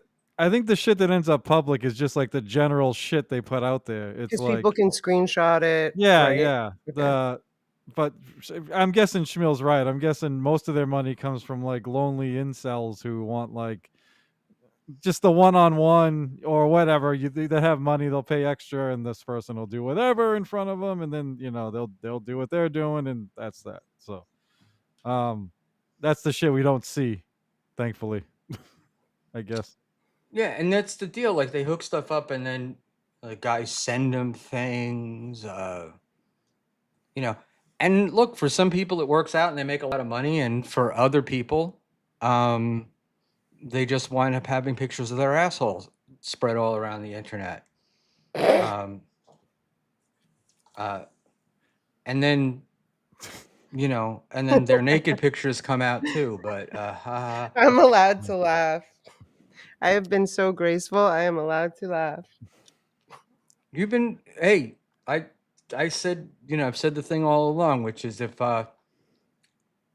she'd listen to you, you'd still be doing it, and you'd be making a couple of shekels. But Can there I you raise go. my hand in this class? Of course. I can't get over the irony of this woman trashing me by herself, trashing me on MLC, going, and then Kevin Brennan pretending like he's having Kiki's back when Kevin Brennan was the original person to disclose her photos 2 years ago. I'm at a loss for words. I don't understand. Kevin did it first. And that's when 2 she was years claiming. ago. But yeah, and it gets more. Look, the whole thing is so hypocritical because then she was claiming it was revenge porn and it was illegal and blah blah blah. But that And then applies to Melton, but not Kevin. well, no, she didn't. I don't think she accused Melton of it being revenge porn, No, but she accused her Kevin. and Kevin have been discussing how Melton leaked her photos or told people how to see them a few months ago. Kevin did it 2 years ago, the Right. first Wait, person to do it. right. But what I was trying to say, Ashley, is Yes, sir. 2 years ago when those pictures got released, she accused Kevin Brennan by releasing them, of revenge porning her. Right? This was a revenge porn. This is a revenge porn. It's not, but this is what it is. But yet, she's the biggest defender of Aaron, who is the only guy that we know that's pled guilty to revenge porn. So it becomes more confusing. I didn't even by know the that. day. That's funny. So, well, it's not confusing. It's just more dumb by the day, no? Yeah, the Dabbleverse is like a fucking soap opera or fucking wrestling. It's like you watch like a video from a year ago and you'll see current day enemies are like best friends, and then they're gonna be fucking enemies again, and then best friends again, and it's absurd. It is absurd, but there are some real things that happen. Like, do you know what I'm saying? Yeah, but I don't know. It's the back and forth that drives me crazy. Like I don't know. I get along mostly with the same people I got along with a year or two ago. I get along with them now. It's every so often there'll be some asshole, but it's just this back and forth. It's it's if you have common enemies, they'll fucking love you. They don't even care if you fuck them over at some point. So Kiki is definitely like that. more than most, though. Yeah. And also with her too, it's like, Brennan pays her, and that's that's the reason. I mean, more than any other, and I've rarely seen anybody rationalize and justify as much as her and Gino, with all this stuff. But I was saying that earlier. We were talking earlier. I was talking earlier this evening about these guys with smaller in our universe, in this much smaller universe, that are trying to start beefs, right, and start fights and it's like, no man, it's good for you, it helps you build viewers. And I'm like, it's not me, I don't really, like, if I don't have a beef with somebody, I can't make it up, and then if I do have a beef with somebody, I want to settle it. I don't really want to continue it. Well, I also think, to what you just said, Schmuel, isn't there like, and I think I know Nick and I have talked about this offline. Isn't there like an element of the drama and the soap opera stuff and the funny, but then there's also real life, right? And some of us do speak to each other in real life. And like, I get that a lot of people don't want to know each other's names, and Nick always wears a mask, and there's fun things about these things and reasons, which some I understand, but some I don't. But like, I don't see Nick and I ever getting into a beef. I don't see Schmuel and I ever getting into a beef, not for clicks and views, or you know what I'm saying, as well as just in general, because we're pretty straightforward with each other. Does that make sense? No, I So agree. there's the level of the Dabbleverse. I feel like that's kind of jokey and cheeky, and it's funny. And Rochi comes on my breathing video and smokes cigarettes, whatever, right? And then there's also like the real, right? Yeah, I think what I'm trying to say is a bunch of these beefs they're just making up. Like they don't even. It's like they're not even mad. They're not angry. They're not whatever. They're just looking to make up a fight because they think that's what's gonna sell or move it. Or I don't know. But that's actually become like kind of funny to me. Like I used to get so frustrated when people would say something out of context and twist it, but now I just think it's hilarious. It's like, wait, but you did that because it's like I think it's a form of escapism in a way, like when it's on that level, it's just like silly stuff. But then there's also the other level that we know exists, which is like the darker intention stuff, like docs, things like this that are not cool. People's family, That's like this, I think should be off limits. It's kind of what it's funny because I opened the show with that because I got somebody who put a tweet out to me last night calling me a sad, pathetic, lonely old man, and then finishing it with and they know my real name in capital letters, and it's like, it's that dox threat. It wasn't as bad though as the guy after that told me pathetic seems to be a word that goes around. I was pathetic and I should die and do the planet a favor or do everyone a favor. Well, you've heard about my saggy tits and how I should be dead and all these things too. So I think we all have gotten it one way or the other, right? Yeah, I mean you can't, but that's like the thing is, it's like that's why I say, and I've said it to you. It's like you can't let this stuff get to you, because that's what they're trying to do, and they think they are, but this one, the one that I got, the doxing threat last night came from what seems to, it's not Gino Wink, which is one of Gino's alt accounts, so that's the only reason why I put it out, because I'm like, you're this big comedy star, but yet, and I'm a nobody that nobody listens to, but you feel like you need to threaten me. I mean, it made no sense. You just went a little Sopranos there. You feel like you need to threaten me. I want to make sure Liquid Cryptid, what's his name? Liquid Cryptid, that he doesn't think I'm derailing the show, as he commented before. Oh, Guru won. He blocked me. I'd like to stay. He blocks everybody. He blocks everybody. I would like to request to remain blocked. That's what I heard last. That's what I heard last night was he blocks everyone, because every time he comes on here, there's always somebody in the chat that'll say, Guru One blocked me, and we were having a discussion about blocking. We had a discussion about blocking and about DMs. I have a question for the two of you. DMs, private or not private? I'm gonna preface it by saying texts, I think 100% are private, but DMs on Twitter, private or not private? I think they're private unless it's like something so vague, like you don't think the person would fucking care if you share. But I don't share my DMs with fucking anybody. Are we talking about private as in like is the government watching it private, or as in like no, I think he means like considered private? Not the government. I mean private as in you sharing it. Like, well, I wouldn't share. I don't think it's cool to share any. Yeah, it's a private direct message. Right. And that's what I said is if it wasn't private, you just post it on Twitter. Right. Yeah, do it publicly. Yeah.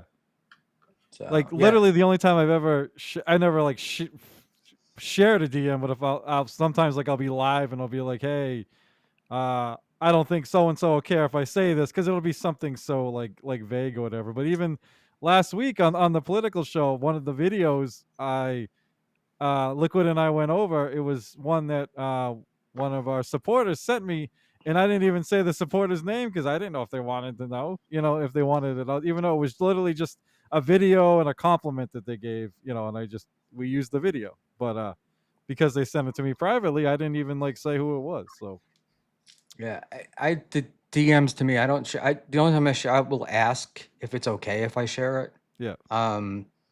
And the only DM that I regularly share though is, and I haven't gotten them lately, was Ray used to send me the DMs. I would get a daily DM from him every time he was going to go live. and it would Ray be like, DeVito. yeah, I got my Ray DeVito DM, but he sends them to he was sending them to like 100 people, so it wasn't like it was a private message. But if he sent me a message, I wouldn't share it. But yeah, that came up last night because like Dave was like, they're not private. Dave has some interesting takes on things I've noticed lately. For sure. And he seems like sometimes when he has these takes, he's so certain. So I think if they could have added another letter and made it an acronym, they would have said PDM, private direct message. Like if you wanted to just communicate with somebody publicly, you could just write it on their page, if I'm not mistaken. So I think that DMs are in the same category as private text messages. Yeah, I don't. To me, like a private text message, 100% sacrosanct. But Depending though, if someone's threatening you or being ridiculous, I think you should absolutely do whatever you feel like you need to do. But if you're just talking to someone, or in my case, well, I won't bring up my case, but if you're just talking to someone that you think it's like a private conversation, I think that's rude, no matter what happens later, right? yeah, NJ Ranger, Schmuel, what if someone lies about you and your DMs would be exculpatory? Look, I think that's like I love his vocabulary. Oh my that God. would be. I think that's fair and reasonable. Yes. But that's If someone DM'd me, they're going to go hurt an animal. Believe me, I'm going to the cops with that DM. well, If they said they were going to, do something disgusting to anyone, really. But do you know what I'm saying? Or well, if someone yeah, was like, I think but I think what NJ Ranger is saying is somebody's on a show and said, was making up lies about him, and he had the DMs to prove that it was untrue. Would it be okay to share those? And I would say yes, it would be.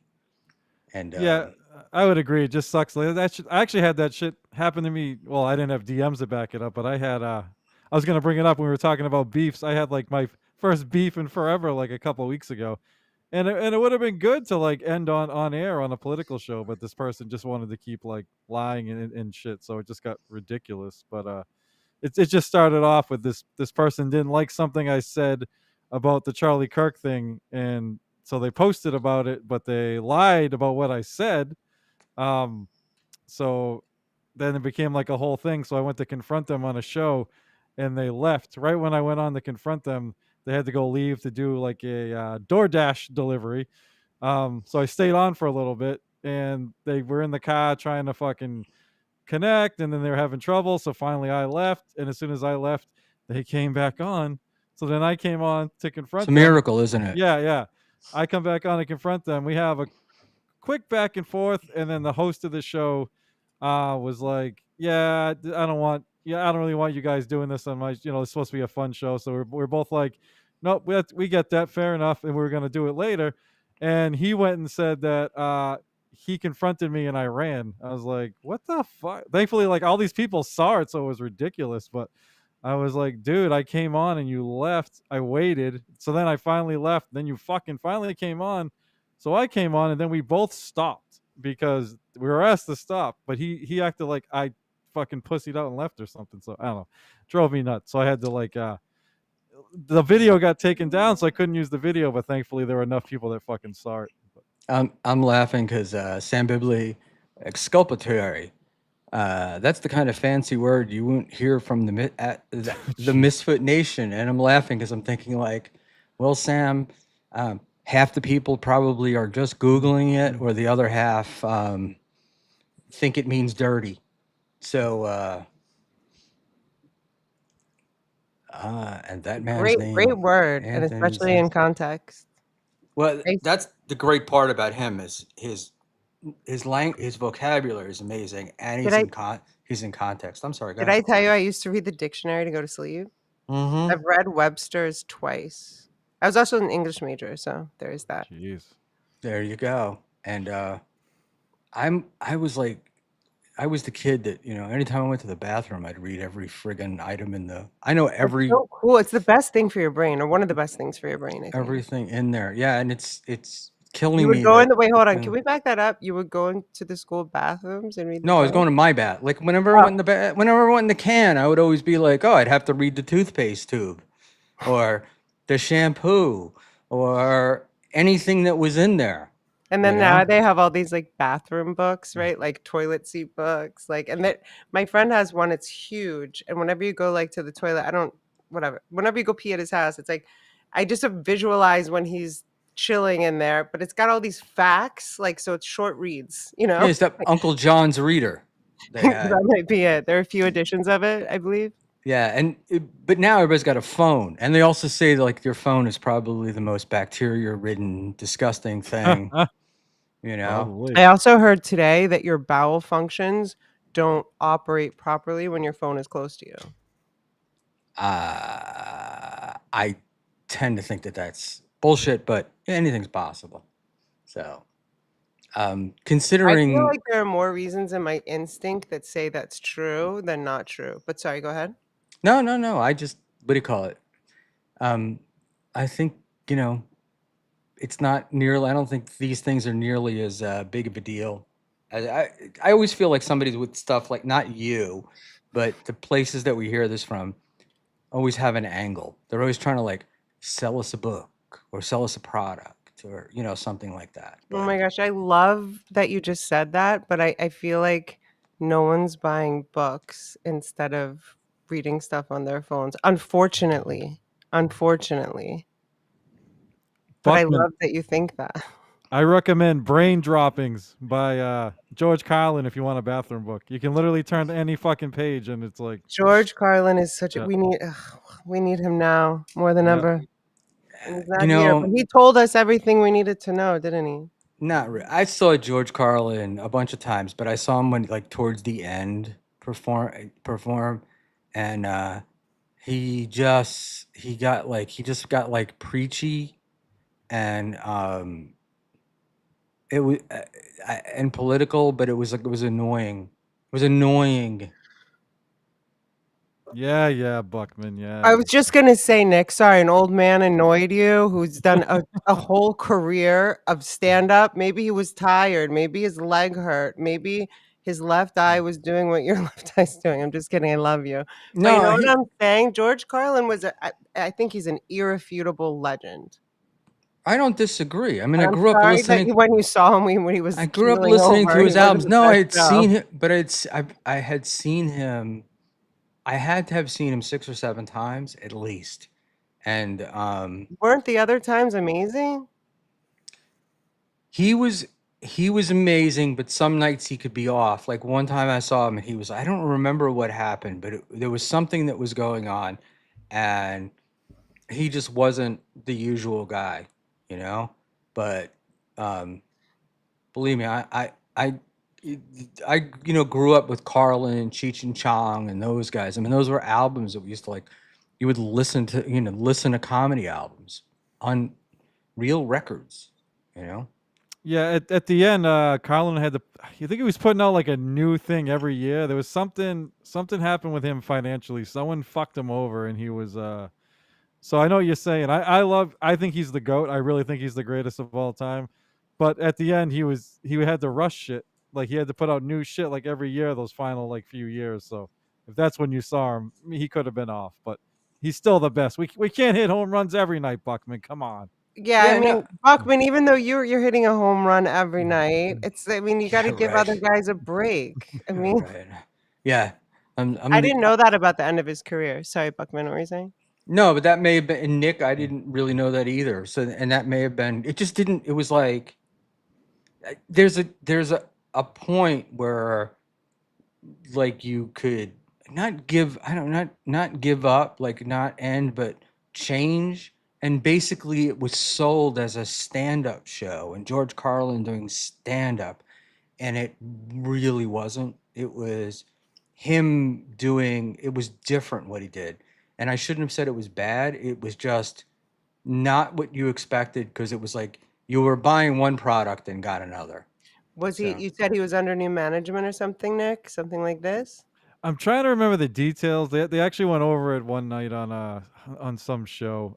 But yeah, he had to. I don't know if one of his managers screwed him out of money. There was something he was trying to make a bunch of money at the end, so he was putting out or the deal he had to put out new shit every year was something. I forget the specifics, but instead of gradually building this material, he was literally every year, the final like 2 or 3 years, he was putting out like new shit, and he was almost like forced to, and so obviously it's not going to be as good. He's older, and it's instead of crafting it over a couple of years, it's like he gets a matter of months to put these fucking sets together now. So Right. Look, and part of it, as an older person, I can tell you what you found funny before, you don't necessarily find funny now. And at least with me, I've become more serious over time, or more thoughtful about things, where I would used to just jump at stuff. Now I'm like, oh, let me step back a little bit and take a look. So Well, one thing I think stand-up comedians were always supposed to do was speak truth to power. yeah. And I think that he successfully did that for so many years. And it makes me wonder what happened at the end, because I didn't know about the end. But he said so many things that were disruptive, right, to people that whose best interests weren't in him telling large audiences and his very valid and active following, these things. I'm trying to be very careful what I'm saying here. I'm not sure why, but I do feel like we're under some like new, I don't know, guys. I've been looking into it. Nick probably knows more than me, but I feel like we're under some new like surveillance state that we don't even totally fully understand yet. So I'm just being careful what I say.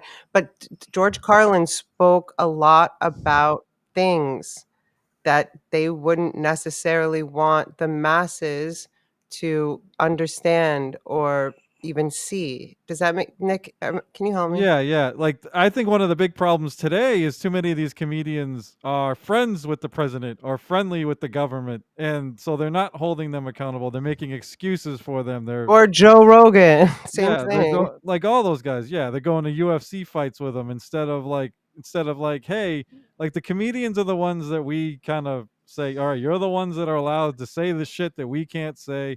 So you can say all this shit about the powerful people that we can't fucking say, and they're not enough of them are doing it today. And if you do it, then they say you're woke, which makes no fucking sense because you're the one that's actually I'm holding sorry, the half president of them, accountable. including my sister, that are like in the 35 above $30 million category, are going to Riyadh. Yeah, right. yeah. I got that, love it. but can I just I But, have to but make no, I I have just to wanted to touch real. Sorry, go ahead, Schmuel. no, I have to make this. The thing is it's just a switch, because 5 years ago it was completely opposite. And all these like you see all these comedians with Trump now, and 5 years ago and during the last election cycle, it was all these comedians with Biden or with No. Obama. Do you With know the things like term they've switch always game been. changer? Do you know the term switch game changer?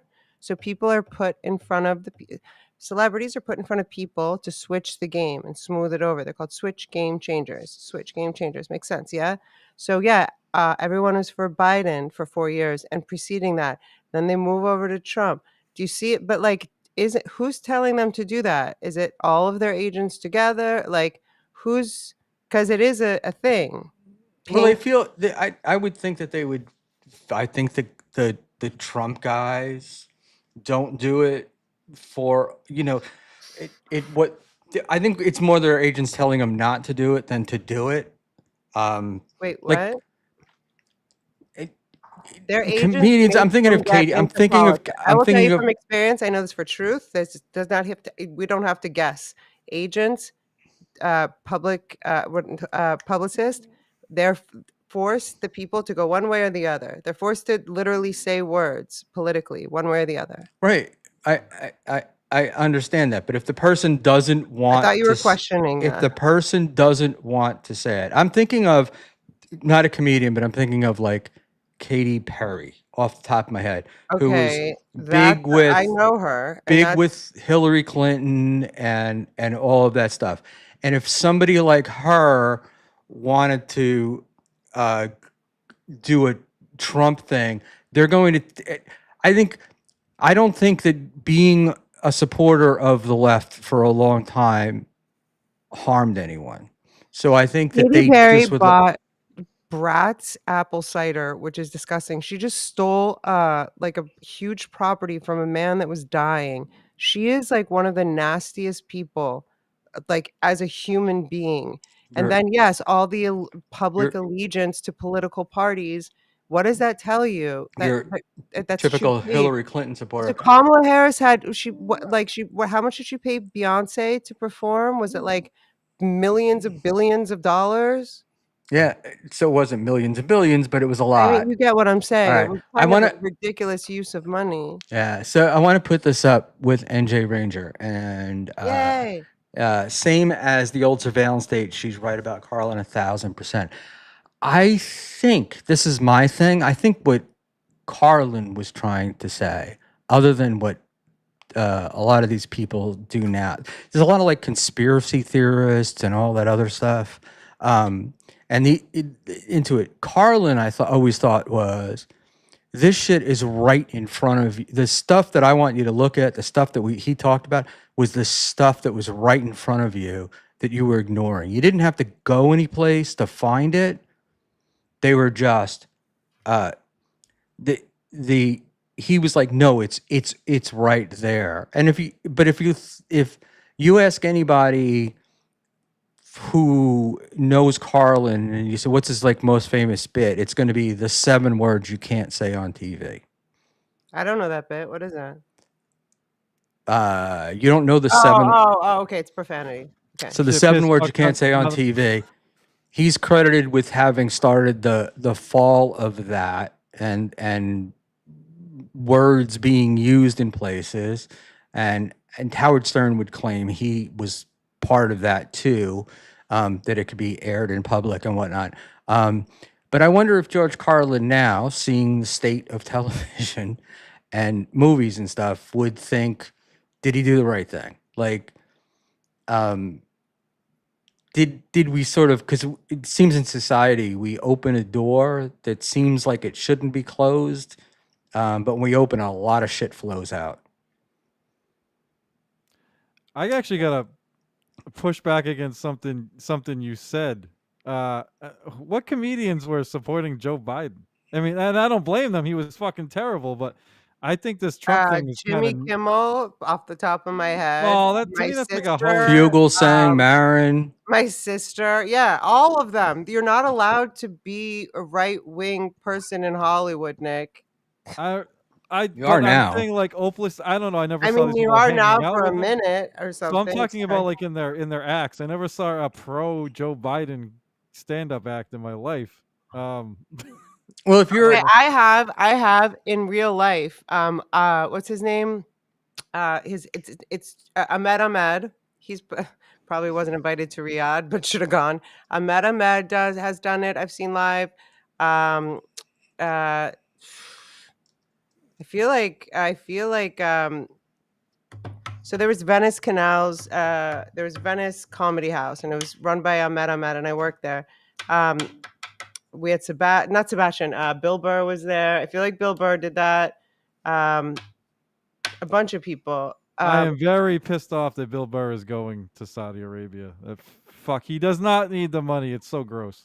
Bill Burr is an interesting dude. So I've met him a bunch of times, and he's really cool and really nice, and his wife is really cool and really nice. And so when I was working at Venice Comedy Compound, that's what it was called, and Ahmed was doing it. This was during COVID. So I would like seat people, and he was like, Bill's coming tonight. Bill came a few nights. He was like, just make sure his wife is comfortable and da-da. And Bill was like, I've met him with my sister 3 or 4 times, like at her house, at the Comedy Store. And I met his wife, and like, he just acted like he didn't know me. Maybe he just didn't recognize me, or he was like, Whitney Cummings' sister wouldn't be like seating me. So like, I don't know, but I just thought it was like, but he was also very laser focused. I think he's a very talented person. but I've never seen him rude like that. But I also know this, like before the show, Ahmed was like, everyone has to have masks. He is very intense about COVID, da da da da da da. And and he was. This was 2021, I believe. But every time Bill came 3 times, I think, every time it was like everyone had to have masks. If people took off their masks to have like a drink or whatever, he would like call them out and stuff. Like, what do you want? My family to get sick? You want me to get sick? I mean, he had a young kid. He was worried about them. Hey, I have to. I don't mean to interrupt you, but I have to thank my friend Cardiff who rated us, and that's why our views jumped to 129 from around 25. And Rochi is here to talk about Ashley. He's been doing his breathing exercises while smoking.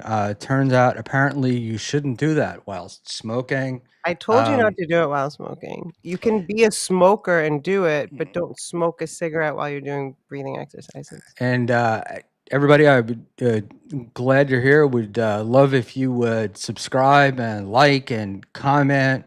And let me just pull Nick from Hit the like button. screen from there. So I'm gonna switch this. I want to switch the topic a little bit. And Guru One. Now they're telling me that Guru One may be a she, but I have no idea. But Bruce is good too. So I did what do you call it? I was at somebody's wedding, not wedding, a birthday party, and they wanted me to play. For some reason, I wound up at the music, and they were like, "Oh, play Jersey Girl," and it's Tom Waits that wrote it, not Springsteen. And for some reason, that's what I had in my phone, and everybody got pissed off at me, and they were like, they couldn't believe that Bruce Springsteen didn't write the song. So, and it was in New Jersey. So, who is everybody? How's that for Who are all you? the people at the party? Oh, okay. It was like a backyard party, and they were all done. Big Black is here. So, Nick, I don't know if you heard, we were rated by Cardiff. That's why the number jumped up so much. Yep.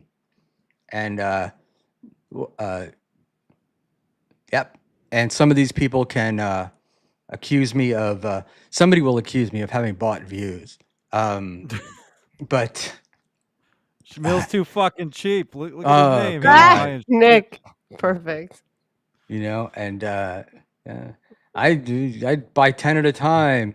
And I got Sam Bibley here. Rochi, he's a passive aggressive type, not a good chatting hoss. And look at this. Tom Waits wrote it to parody Bruce. Wow. NJ, that would make all the sense in the world. And wow, that's pretty wild. And Rochi. He didn't snipe me. He sent you over, but you're free to leave. Rochi got mad at me because Kevin Brennan for like 3 weeks in a row on a Saturday night was sniping me. And I was like, I put up a tweet that told Kevin he was welcome to do it, but he ought to send me a check. And so should I ask for a check for all the Rochi got nights that he sniped me? Rochi got very upset that he thought I ruined Kevin. it by that. He was protecting Kevin. Rochi, shame on you. I think he was just think about how many balls. nights and weekends he spent sniping me, interviews of me from 20 years ago with Tracy Savage, all kinds of stuff. So Rochi, I want a paycheck too. Are you going to be mad at me? Well, he was breaking my balls, but I want to get we're going to kind of try to stay a little chat focused here. Big Black is an OG. Yeah, Big Black goes back. God, Big Black goes back a very long time because I remember Big Black from Stern, and I don't think I listened to Stern once he went to Sirius. Now we have a argument going on in chat, a Bruce Springsteen argument. Guru One says no. Tom Waits wrote it for his wife. So NJ Ranger said he wrote it as a parody. So there we go. And Rochi says, with the flirty Ashley, I see those eyes. And yes, Ashley's looking very delicious tonight. boy. Sam Bibley, hoo-ha's. And it's one of my things in the Dabbleverse that I find so funny is you will hear a person use a word, and then within like a week, everybody's using that same word. And digress, etc. Bibley has been using Haas, and Haas has now filtered through the internet where everyone is Haas, but we know that it's Sam Bibley. And yeah, so We should give credit where credit is due, right? we do. I do. I try to do. You know the Stuttering John couch cushions that wound up on display at DabbleCon? Yeah. Who's Stuttering John? Very good question. Well, Chaka John was the first person. She's the one that took the picture of those outside, and then that gave the idea to the guy to go get them. And she never gets credit. So it was her. It was her. Leo Gunn, Springsteen sucks. I disagree. Springsteen is awesome. He's the man. Top 5. The thing with Springsteen was I was real young, not real young, but I was Baby, young. we were born to run. How can you not love that? When I saw him, and it was like the first concert that I had gone to that was like 4 hours long. There was no opener. There was no break. I mean, they just went for 4 hours, and it was like it was just amazing. And I saw him at the Mobile Municipal Auditorium in Alabama. So that's why you were so spoiled by the time you got to George Carlin. You were just like, where's all the energy? Carlin was great, but he like I said, he just towards the end, and maybe that wasn't it. The fact that New Jersey has a John Bon Jovi rest stop is even more embarrassing. Now that is embarrassing. And they used to have one of those laws. I don't know if they had it in Jersey, but they had you had to be dead 50 years before they could name a government building after you. Okay, who's waiting for a government building to be named after them? Well, John Bon Jovi has a rest stop named after him, and he's still alive, and he shouldn't. And how many Obama schools are there? But what did John Bon Jovi tell you several times in almost every interview? I have no idea. He sold his soul. Oh, did he? That's why he's got soul. Bob Dylan and him, Kitchen? I think, are the people that I've heard the most say that. And they say it in such an interesting way. They don't say like, I sold my soul and put it in the Illuminati. It's not like a weird thing. They're like, I made a deal. So this is the deal. Doing the deal. Yeah, I don't think they meant. But I think that's a weird law. But go ahead, say what?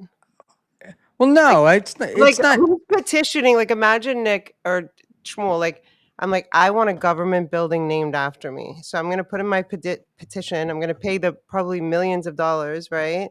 And then 50 years after my expiration date, I'm just going to know as I'm, passing. No, you're missing the. That's not what we're talking about here. What we're talking about is that the government selects the names of government buildings, right?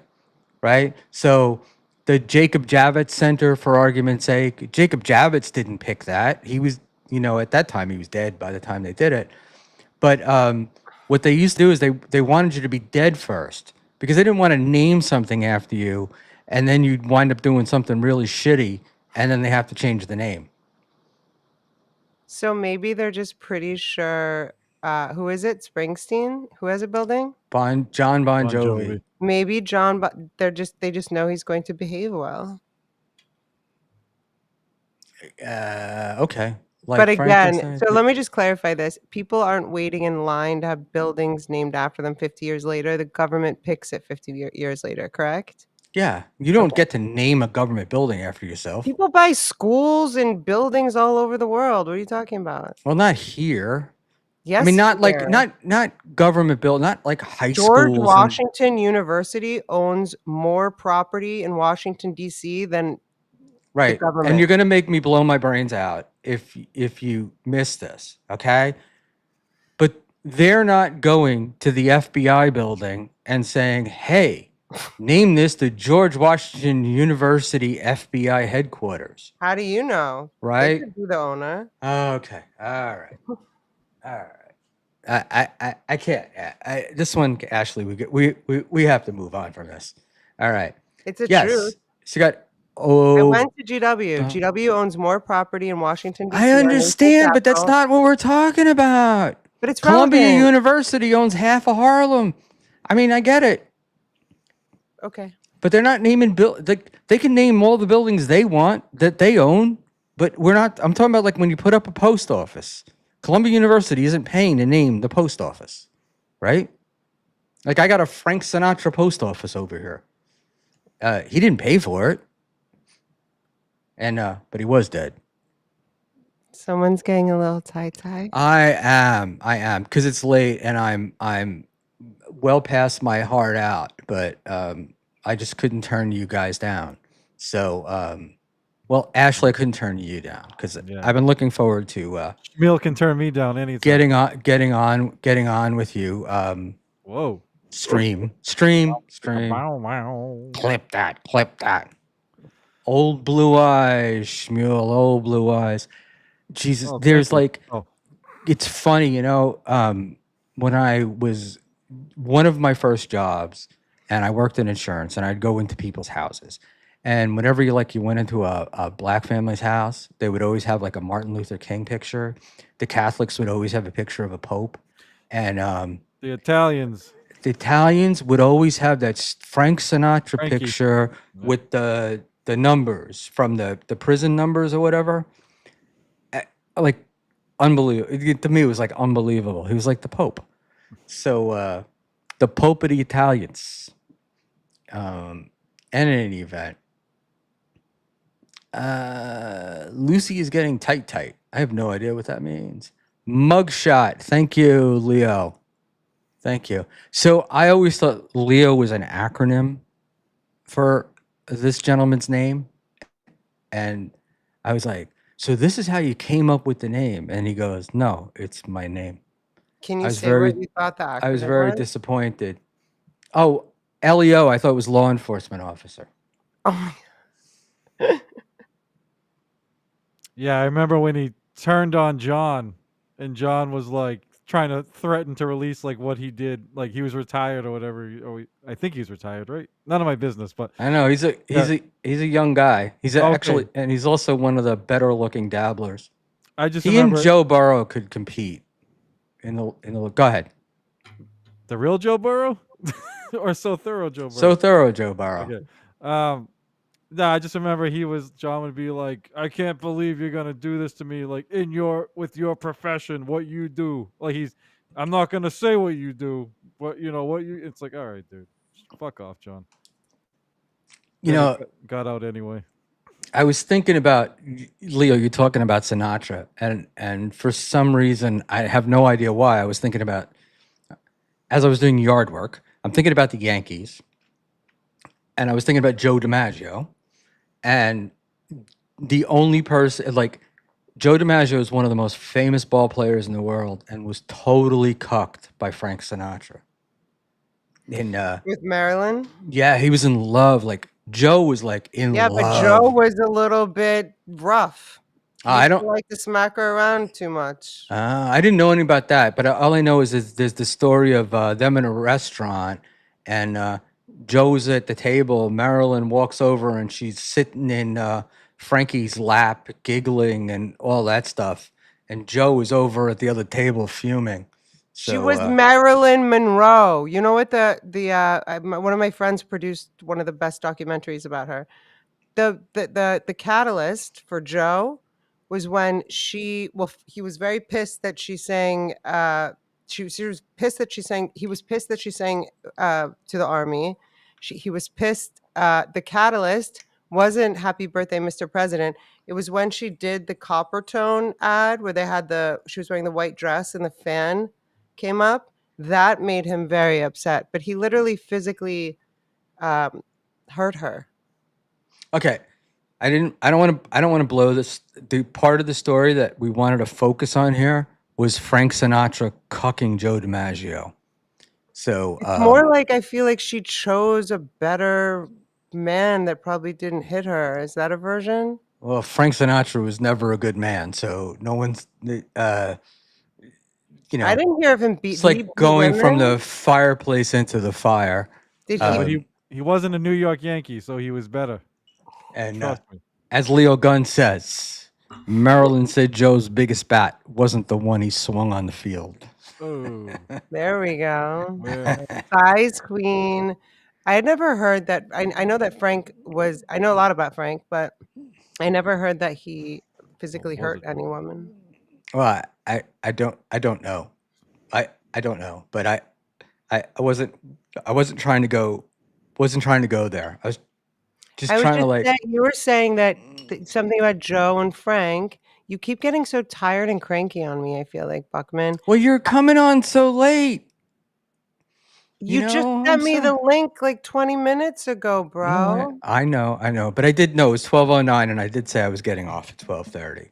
Well, then let's get off. But I wanted to just say that I think Marilyn hanging out with a lot of other men was part of her job and part of what she needed to do at that time, and something that Joe kind of needed to understand but couldn't or whatever. And I get that, but he literally physically hurt her. So if she was hanging out with or sitting on Frank Sinatra's lap, or for that matter, anyone's lap, I think that's okay for her, because she was in a like what we would look at as today a very unhealthy, toxic relationship.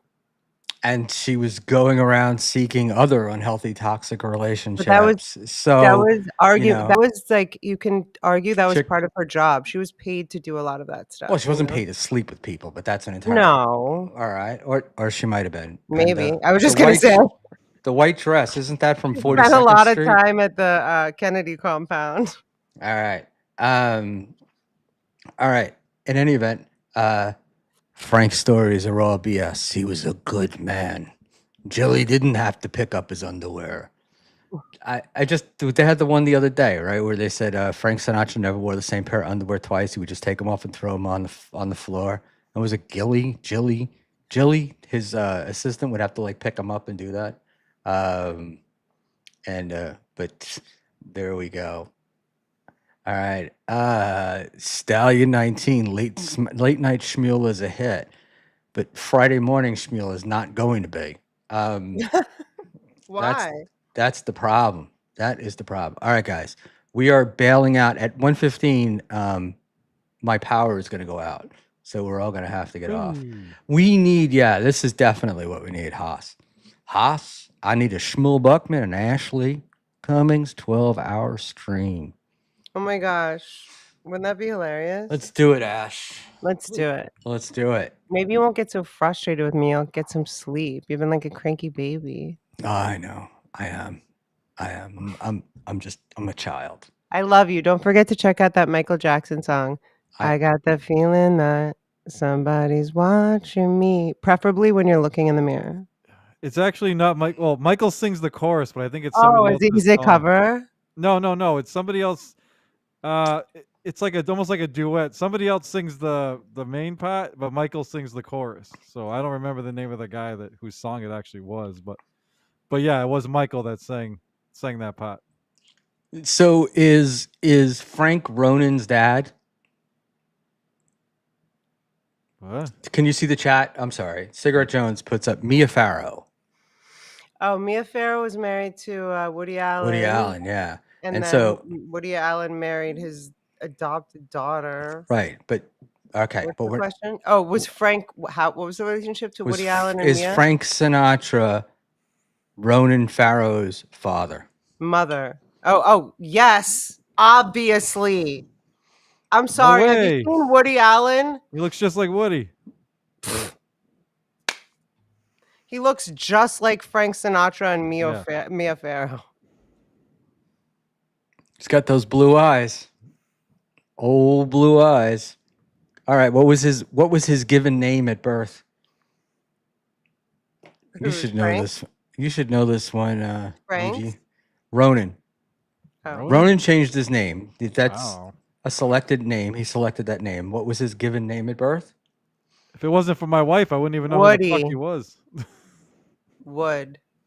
Satchel. Satchel? Yeah, Satchel Woody Paige? was a huge baseball fan, and he named him after Satchel Paige, Wow. one of the great Negro League pitchers. Whoa, Satchel whoa, whoa. Adam? Satchel Paige. Yeah. No, I mean but his last name would have been Satchel Allen. Satchel Allen. Yeah, I guess. Huh? What were you gonna say, Nick? Sorry. Nothing. I was just gonna try and get Buckman in trouble for saying Negro, but Did he do that again? No, Yeah. Negro League. It was I called the know, Negro I know it's League. called the Negro League. I was Jesus trying to be Christ. funny. I wanted Big Black to turn into Angry Black and start smacking you around. That's Nah, I don't do that. They'll get me for a lot of things. That's probably not one of them. Yep, Satchel Paige, unbanned Josh Denny fan. Jesus, this poor man's been with us. I guess he probably left and came back, but he's with us all night. All right, Frances Leibowitz. Why do I know that name? Frances Leibowitz is I think she's a female photographer. Leibowitz is a female Well, photographer. Annie Leibowitz. Marilyn Monroe's Marilyn Monroe's real name Frances Leibowitz? Wasn't it Mary Jane or it was like two names, like Anne Jane or something, Mary something. All right. And Anna Jane, Anna Jamie. It was like a southern two names. all right, I'm gonna I have to Google this All right. before Yeah, Frances Leibowitz. She looks familiar. She's like some kind of author or something. I think Anne Leibowitz is that photographer that does those very interesting shoots. I think she's an actress. I think I've seen her in some shit, but she has Schmuel, a very distinct look. Nico. I don't care if you like that name or not. I'm calling you Nico for a bit. What was Marilyn's name? It was Amy Jane, Sarah Jane, Norma Jean. Norma Jean. Goodbye, Norma Jean. The Elton John song. Yeah. Goodbye, Norma Jean. Candle in the Wind. All right. Sucks. Oh, how could you say that? That's a great song. I like Leave On. That's probably his best song. Underrated. What's your favorite Frank song, guys? Nah. You don't have a favorite Frank song? I guess I'd go with My Way, but I don't really. That's a great one. Not really into Sinatra. Why? Even though I'm an Italian, it's not my type of music. I don't like it. What about you, Schmuel? Are you into Sinatra? I could sit in an Italian restaurant and listen to Sinatra all night, but I have no idea. Fran Leibowitz is Frances Leibowitz. It's not Annie Leibowitz. I was incorrect. That's the photographer, right? Yes. Yeah, Yes. I feel like Leibowitz is like that's like, yeah, it's a thing. But I thought her name was Anne. I thought you were right. I always thought it was Annie Leibovitz too. Maybe Annie Leibovitz is a comedian. I think Annie Leibovitz is maybe that, but also there's a different photographer that did like those babies in the 90s with flowers. So guess what? Chicken butt. There's an Annie Leibovitz photographer and Fran Leibowitz photographer. So you are correct, Ashley We were Cummings. both correct. Ding, ding, ding, ding, ding. We did good. I know Jonathan Stewart Leibowitz.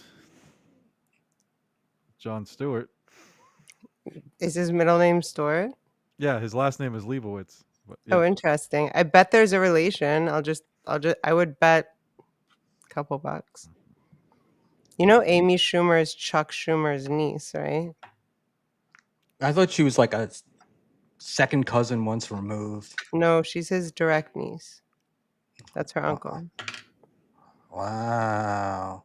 So he's an asshole. Agreed. He was my. He's a joke thief. Unbanned Josh Denny fan. Every now and then he comes up with one that's pretty funny. I wrote Levon parody. I wrote a Levon parody about Liam. All right. Let's I think we should wrap it up because We I think you need to are. wrap yourself up in your sleeping bag and go to bed. I'm going down. No Way, My Way, and wait. I want to just live shits. When I was a kid, there was a politician named Lipschitz, and like LIPSCHITZ. it was yeah, but it was SCHULTZ, but it was pronounced Lipschitz, right? And what was hilarious was everybody would call her Lipschitz, but when she would talk, she would always say Lipschultz. Lipschultz. And but because it was like people were using it, my Lipschitz, like stupid people yelling and stuff. It was, I don't know why. Sorry that comes up. Ashley was right. We're always right. Right, Ashley? I'm not always right, but I'm rarely wrong. Ooh. And when I'm wrong, I'll let you know. And if I'm not sure, I will say I'm not sure. And apparently you upset Rochi. He does not want to think of me in bed. Thanks, No. Ashley. Wait, Rochi, what did you say? Joe Biden? No. Joe Biden. I cannot help your obsession with Joe Biden, Rochi. That is you and you. It is weird, right? I told him there were some support groups that he could find, I might have to make Toe do it. All right. Can we close on a Toe note? I do not like that person. I just found out because someone that I used to know Thank you, told NJ. him to do something. He went back into really old videos of mine, and now I have a new interest in a very, very worthless person in a Down syndrome sort of way, if that makes sense. Steel Toe or Reels? Never mind. I don't know who Reels is.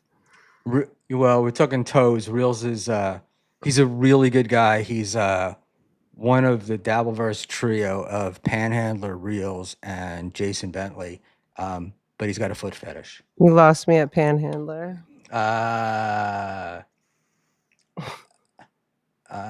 We're not going to go. I'm not getting Ashley started. We need here. to wrap. Get me started. We need to wrap up your show, sir. I'm well aware of that. But I just want to say that Todd V. Peterson, Steel Toe's lawyer, negotiated him a great deal, and Steel Toe fucked it up. It wasn't the lawyer, it was the client. And I don't care what anybody else says. No, I'm actually better at talking to lawyers. What's his name? Todd V. Peterson. I'm going to call him and tell him about his client. Thank you. Yeah, well, I don't think you could tell him anything he doesn't already know. So, anyway, Ray is 54. Jeff Closer. Ray and Chad have been 50 for 4 years. So, it's Gino, I think, is 58 at this point. It's everybody's getting old, and you feel like you want to stop, but you can't. But in any event, I want to thank you guys for coming on. Thank you, Cardiff. Everybody, thank you for being here. Give me 1 second. We'll do plugs with you guys. Thanks, everybody, for being here. This is great. Would love you if you would subscribe. That would be awesome. If you left a like, that would be cool, too. And yes, poor Ashley, between two creeps. I'm sitting bitch between two creeps. Yeah, so the Not Gino thing, they wanted me to, that I was gonna die soon. Why was I doing this? And I was like, I'll bet Gino's liver runs out before my heart does. So there we go. I would take that bet. And, but Ashley, I have to say, you're glowing. Thank you. It's probably the light, but I've been exercising a lot more and going in the sun. And also just being happier. The first 3 months in this whole Dabbleverse situation definitely was taxing, I think. And I think when we're internally taxed or stressed, it shows, I just, what do you call it? At Leo Gunn. And that went up right as I was saying it. So he wasn't prompted. This was, Thank you, a Leo. free thought in the chat. Yeah, Jeff Closer, when Kiki is 40, Gino will be like 70. Yeah, it's about right. And maybe we'll talk about that some night. And I'm wearing a shark blouse, Rochi. All right, guys. Rochi was getting into his fashion. I know. Listen, you guys, we have to let Schmuel go because literally it's so past his bedtime. It is. I'm an old man, and I'm at work with people tomorrow, so I can't I used to just go in and close my door and go to sleep, but I haven't done that in almost 9 years. And how many years did you do it for, though? Probably about 5 or 6. Was during that time when I was drinking just a wee bit too much in my life. In any event, that's it. And yeah, Schmuel, you could continue for another 4 hours. The problem is, Rochi, I probably could, but wouldn't make any sense.